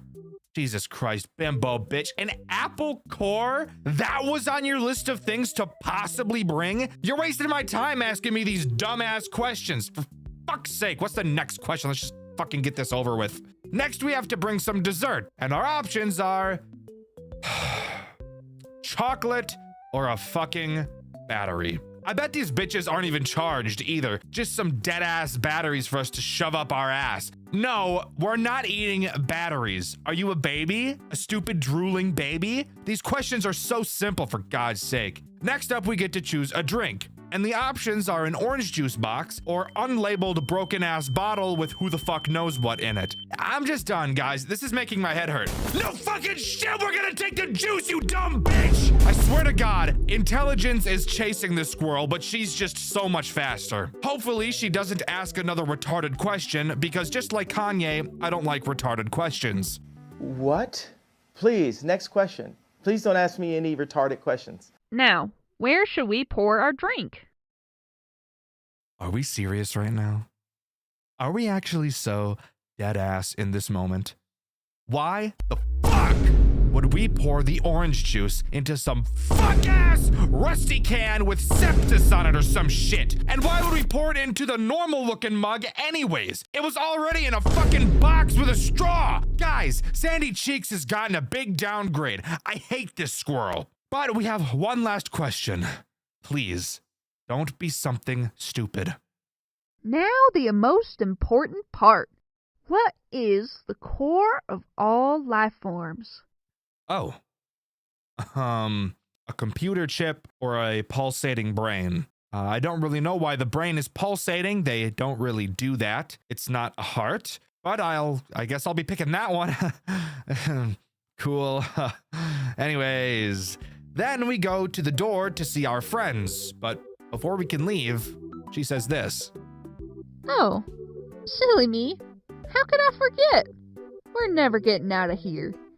So we're never allowed to leave the house. I'm stuck with this brain-dead rodent for the rest of time. Aye, gang. Time to blow my shit clean off. But snapping back to reality, we do see a strange figure in the window. Not sure who that could be, but I'm going to take a guess it's probably this game's antagonist. With the minigame out of the way, we're safe to move on to night 2. With night 2 coming along, we appear to be in a new location. This time around being the maintenance room. Immediately, you'll notice your mother sitting on the table in front of us. Thank God that thing is made out of the incredibly strong material it is, because if it wasn't, you know damn well that bitch would have snapped in the middle like a twig. Anyways, we'll start talking about her in a second. To start, the way we complete this section is just by shredding a bunch of paper using the shredder in front of us. It's literally just another click and wait task-based mechanic, so really just a waiting game. You'll see in the top corner that we have 10 pages to shred. There are 2 characters attacking us this night, just like previously. However, before we talk about them, I want to talk about the fact that your shredder can jam. And if it does, all you have to do is slap it like I do to my kids when they talk a little bit too loud, and it'll go back to working as usual. Next, we have the wall behind us, which has a thermostat on it. Throughout the night, there will be several instances where you will need to change the temperature. Why do we have to do this? I have no fucking idea. Just accept it and do it, you little piglet. If you don't keep the temperature in the right spot, then you'll either die of a heat stroke or get hypothermia and die. Either way, you're dead, so just keep it at a crisp digit. Now we can move on to talking about the characters we have to deal with on this night. And of course, we'll talk about the beastly woman that is your mother first. What she does is incredibly simple. Occasionally, she'll look up at you like she thinks you're the waiter at the restaurant bringing her slop over. All you have to do is stare at her until she snaps out of it, and then you can continue doing what you were doing. Notice how your mom doesn't get up off the table either? That's probably because it's incredibly difficult for her to lift her cankles up. First world problems, am I right? The only other threat on this night is Maurice. Maurice will try to sneak up on you through the door in front of you. Apparently, we're not allowed to just keep the fucking door closed, so we'll have to hold it closed ourselves. Maurice is very quiet, so you'll have to check the door constantly to listen for him. If you hear him there, just hold the door closed and eventually he'll leave and you can go back to doing what you were doing. After shredding all 10 pieces of paper, night 2 will be completed and we can move on to the next post-night minigame, which hopefully this time will not make me want to nya paka and then do something with a train. My Russian homies know what I'm talking about. Come on, high five, hands up. Yeah, come here, bring it in right now. Come close. No. Okay, that's fine. That's okay. All right, so this minigame is just nearly as infuriating as the last one is, but I'm going to try to hold my tongue for as long as I can. In this minigame, we have to help the skunk that looks like a wolf set up a tent. So of course, the first step to setting up a tent is picking the biggest bag of marshmallows we see. Literally, what the fuck is this? You don't need marshmallows to set up a tent, you dirty slut. After picking the biggest bag of marshmallows for the skunk and his fat fuck friends, miraculously, the poles for the tent appear. And I'll be honest, I'm not a big camper myself, but I'm pretty confident that that is not what the poles of a tent look like. Next, we have to pick out enough sleeping bags for everyone that will be sleeping in the tent. All right, yes, that makes sense. Finally, something here that doesn't piss me off. And when we select the correct number, somehow the tarp is placed over the tent instead of the sleeping bags appearing. Fantastic! This makes so much sense and totally isn't about to make a blood vessel in my eye explode. Next, we need to pick a super long rope. Now, at first, I thought we would use these ropes to connect the stakes that we're going to put in the ground. But instead of that, after selecting the longest rope, we just put the stakes in the ground and just punch that rope into the fucking woods or something, because as you can see, they're nowhere to be found. After we finish the tent, all we have to do is wait for the other people to arrive. Except while we're doing that, it appears that Maurice is hit by a fucking semi or something.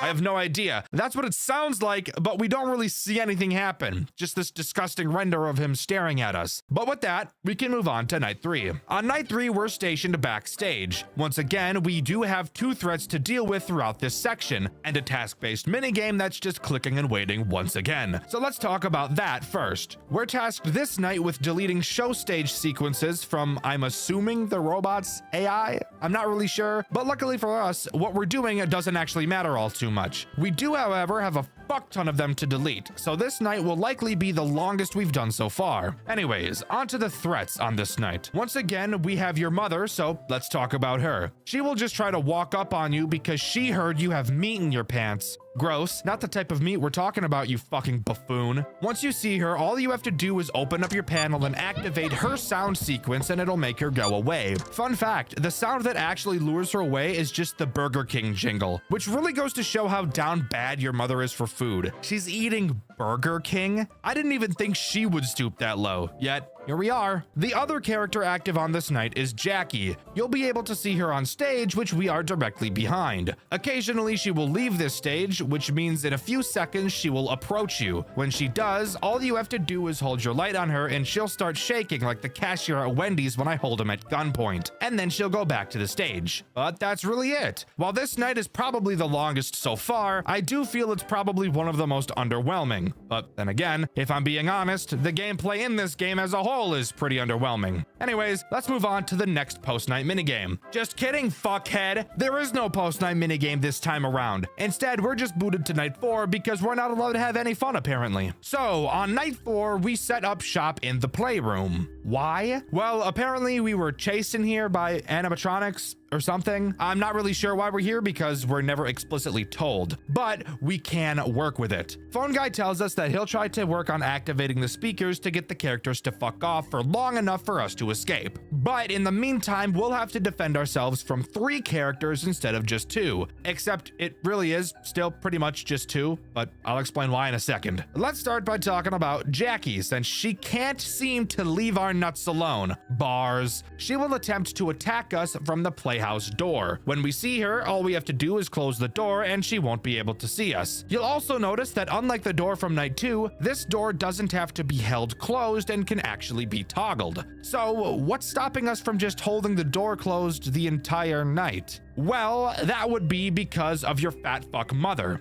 That's why. She's programmed to play hide and seek. And while the phone guy says it's to play it with the children, I personally happen to know that it's really because she plays hide and seek with the waitresses and tries to hunt down the food they're carrying out to the tables before they can get it to the customers. I'm no idiot. So yeah, all you have to do to avoid her is just not keep the door closed for too long. So she really doesn't have a mechanic. She's just a consequence to abusing another mechanic. So for that reason, I'm saying she really doesn't count as a character on this night. Who does count as a character is the actual other threat on this night. The skunk dick. He will try to attack you through the playhouse window. During this night, you're equipped with 15 balls. Why? Because he's a dick, that's why. Whenever you see Maurice appear outside of your window, just throw one of the balls in his direction and that'll distract him for a while. We obviously can't spam these balls since we only have 15 of them, but if we need to, I'm willing to BME Pain Olympics myself to get 2 more. But with that, that's really all we have to do. No task this time since we're surviving, so it's a pretty typical sit and survive kind of night. But with that, this night will come to a close and we can move on to the next post-night minigame. In this minigame, we have to help your fat shit mom bake a cake. She says it's because she invited her friends over for a sleepover, but we all know your mom ate her friends because she was hungry. So she's really just baking this cake for herself, fat ass. To start, we need to grab the butter. Thankfully, it appears this time that there's nothing fucking stupid to piss me off. The only thing that really does so far is the fact that the egg, for some reason, has way more white than yolk. Like, way more than usual. That does not look natural at all. Somebody has got to check the chicken that shot that fucking thing out of its dick. Eggs come out of the dick, right? Next up, we gotta add sugar and mix that shit up like I do with all of the babies in the nursery while the nurses aren't looking. Next, we add the fuck-ass egg and the vanilla extract that smells way better than it tastes. Finally, we mix it again, add in the flour and the milk, and mix it one last time. I've made a few cakes in my time, and I'm pretty confident that we used these ingredients out of order, but fuck it, I don't really care. And while the cake is being baked, we're asked if we can find the TV remote since they're all going to want to watch something. And while I'm sure you can tell by looking at your screen where the remote is, what is much more interesting to do is slowly looking to our right, where we will begin to hear the sound of a dog scratching at the door. Click on the door, and we see this. Are you lost, little one? I'm looking for my dog. A little white one? Yes. Have you seen him? Yes, he's here with me. He misses you a lot. I was looking for his owner. Can I please see him? Of course. Come with me.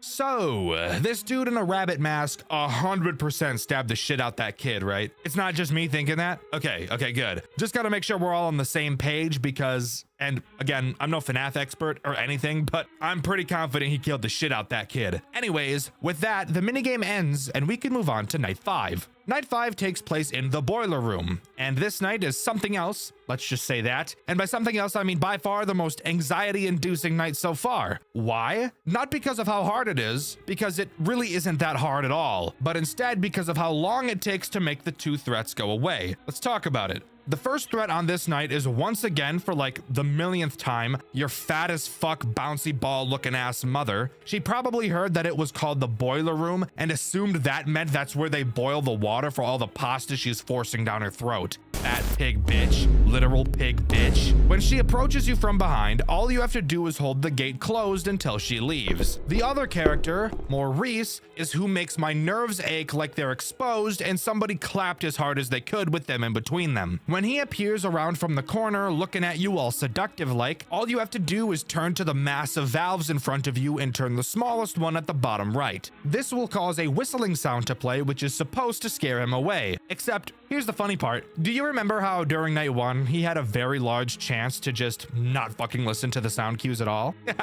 Yeah? Well, he does that here as well. Isn't that just so fucking awesome? Hell yeah, it is. We love that. This is why this section is so nerve-wracking, because this dude just doesn't ever leave. I love it. Anyways, on to what we actually have to do to complete this section. It's pretty simple. The phone guy will slowly read off different pipe colors in a specific order, and we'll have to turn the corresponding pipes in the boiler room in the correct order to complete the night. Very easy, but not so when the fucking skunk won't hop up off me. Once we get close to turning all the valves, you'll notice that if you turn around, the stupid squirrel will be present instead of your mom. Very weird, since as far as we were aware, she wasn't supposed to be showing up at this time, so why is she here? After finishing all of the valves, the building shakes. Turning around, we'll see the gate is open and the squirrel is gone. And soon after that, the building shakes again and we black out and the credits roll. Closed down restaurant is burned to the ground by boiler failure. Last night, the restaurant, Jackie's Forest, is burned down to the ground due to an explosion caused by a lack of maintenance of the boilers. The building had been abandoned on January of this year, and it was rumored that the explosion was caused by a lack of proper maintenance from the workers when leaving the building. One casualty was reported, as only one body was found in the remains of the building, crushed by rubble and burned to a crisp. It is theorized that this may have been a burglar or homeless person, as the building wasn't operating and didn't have any workers in it. The 4 animatronic performers the restaurant was known for were found in unusable conditions and will be relocated to a storage facility owned by the company. And that nets us this game's bad ending. Now I know what you're thinking, and trust me, I'm thinking the same thing. How the fuck do we get a good ending in this game? And please, dear God, tell me it's not that I have to collect a random item in each night. Well, thankfully, no, we don't have to do that. Instead, during the boiler room night, if you just completely fucking ignore what the phone guy says and spam the shit out of all the valves, for some reason, the whole building shakes and we get teleported to a room with an elevator. Entering the elevator, we get the following cutscene. Eddie, I told you to stay in the boiler room. What are you doing? You're in grave danger. You, can't leave the boiler room, much less go into the elevator while the building is falling apart. You have to turn around and leave now. I don't think you're listening to me. I said turn around. Go back to the boiler room. You are not supposed to be in the storage. Not only is it unsafe, but there is confidential stuff down there. You have to leave now. Ignoring the fact that voice acting was completely awful, I do find it kind of odd how the phone guy really wanted us to turn back, and why he didn't want us to go to the storage room. But with that, we exit the elevator and do exactly what he told us not to, enter the storage room, which actually acts as this game's 6th night. So, here we are in the storage room, by far the most interesting night in this entire game, mainly because there's more than 2 things for us to do. This night integrates every single character we've seen so far, alongside a completely new threat. Let's quickly go over the tools at our disposal first. To start, this is the first night in the game with actual cameras. However, you want to hear something really funny? They're completely useless. So the only thing I'm going to say about them is that the character renders in these cameras are actually pretty creepy for what it's worth. So, let's start going down the list of characters on this night and exactly what they do. We'll start with Jackie. Her whole goal is to attack your right door. You won't be able to see her there unless you flash your light in the doorway. If she's there, simply close the door until she leaves. Simple sugar. Maurice is much the same, except he attacks your left door, and instead of closing the door, you'll have to wear a mask you somehow pulled out of your ass, since as you can clearly see, the lever to the door is fucking shattered. The next character to talk about is your pig bitch of a mother. She will try to attack the giant hallway in front of you. When you see her there, all you have to do is pull down the massive gate and she won't be able to get in. As you can probably tell, just because there's more characters in this night in no way means that this game gets any bit harder than it has been. But finally, we can talk about the brand new character on this night. I don't know its name because we're not told, but I'm just gonna call it the Prototype since I bet that's how uncreative its actual name is. Hey, recording Dexter here. I went into the custom night. Its name is Nulls. So yeah, just keep that in mind. I'm going to keep reading it as Prototype since that's how I wrote it and I'm lazy, but just know. It's Nulls. The Prototype has 2 ways to attack you, your left door and the hallway in front of you. For both instances of attack, all you have to do is put your mask on and it'll go away. This night is really fucking boring, guys, I can't lie. But with that, just survive until 6 a.m., which is much shorter than most FNAF games, and we get a new newspaper clipping. Engineer arrested after evidence is released by fire survivor in Jackie's Forest restaurant. Last night, the restaurant Jackie's Forest burned down to the ground after an explosion caused by boiler failure. The failure was caused by Eddie Garcia, a worker who was misinstructed by Harvey Turner, the engineer of the restaurant, who was being charged with attempted murder and obstruction of justice after it was revealed by Garcia that Turner had sent him to destroy incriminating evidence from the building.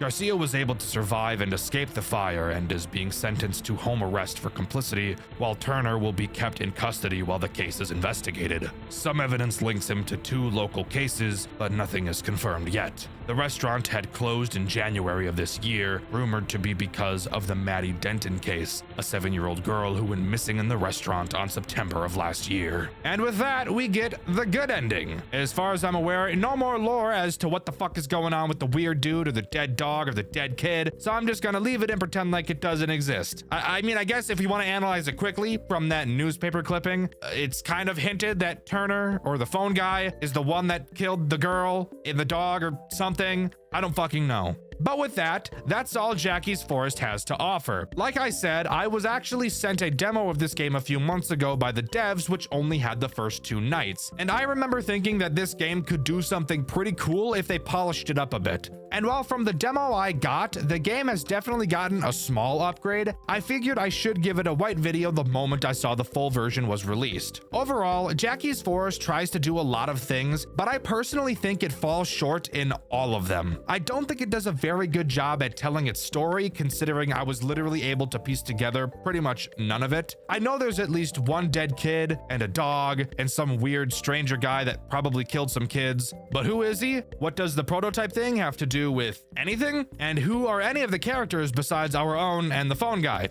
That's just completely unknown to me. And on top of that, while each night is unique and I do really like that, I just feel like each night could have had something more. Because as this game stands, while I do like the character designs, I do think that those are the only memorable parts of this game. But let me know what you think. Do you agree with me? Or do you think this is actually one of the most interesting FNAF games you've ever seen? Let me know in the comments below. In my Midnight at Star Stage video, I asked you guys what you thought was the best FNAF fan series ever made and why. why. And my favorite answer was this one by Brownie Zorua. They said Five Nights at Candy's. And while I personally don't really care for that series myself, I can't deny how much nostalgia that game has over everyone in this community. That cannot be ignored. The question of this video is, what is your favorite hidden gem FNAF game and why? With the question of the video being asked, subscribe to the channel, I'd appreciate it a lot. Thank you to these 3 talented artists for your fan art. You can submit yours in the Discord, link in the description. Thank you to all of my super fan channel members.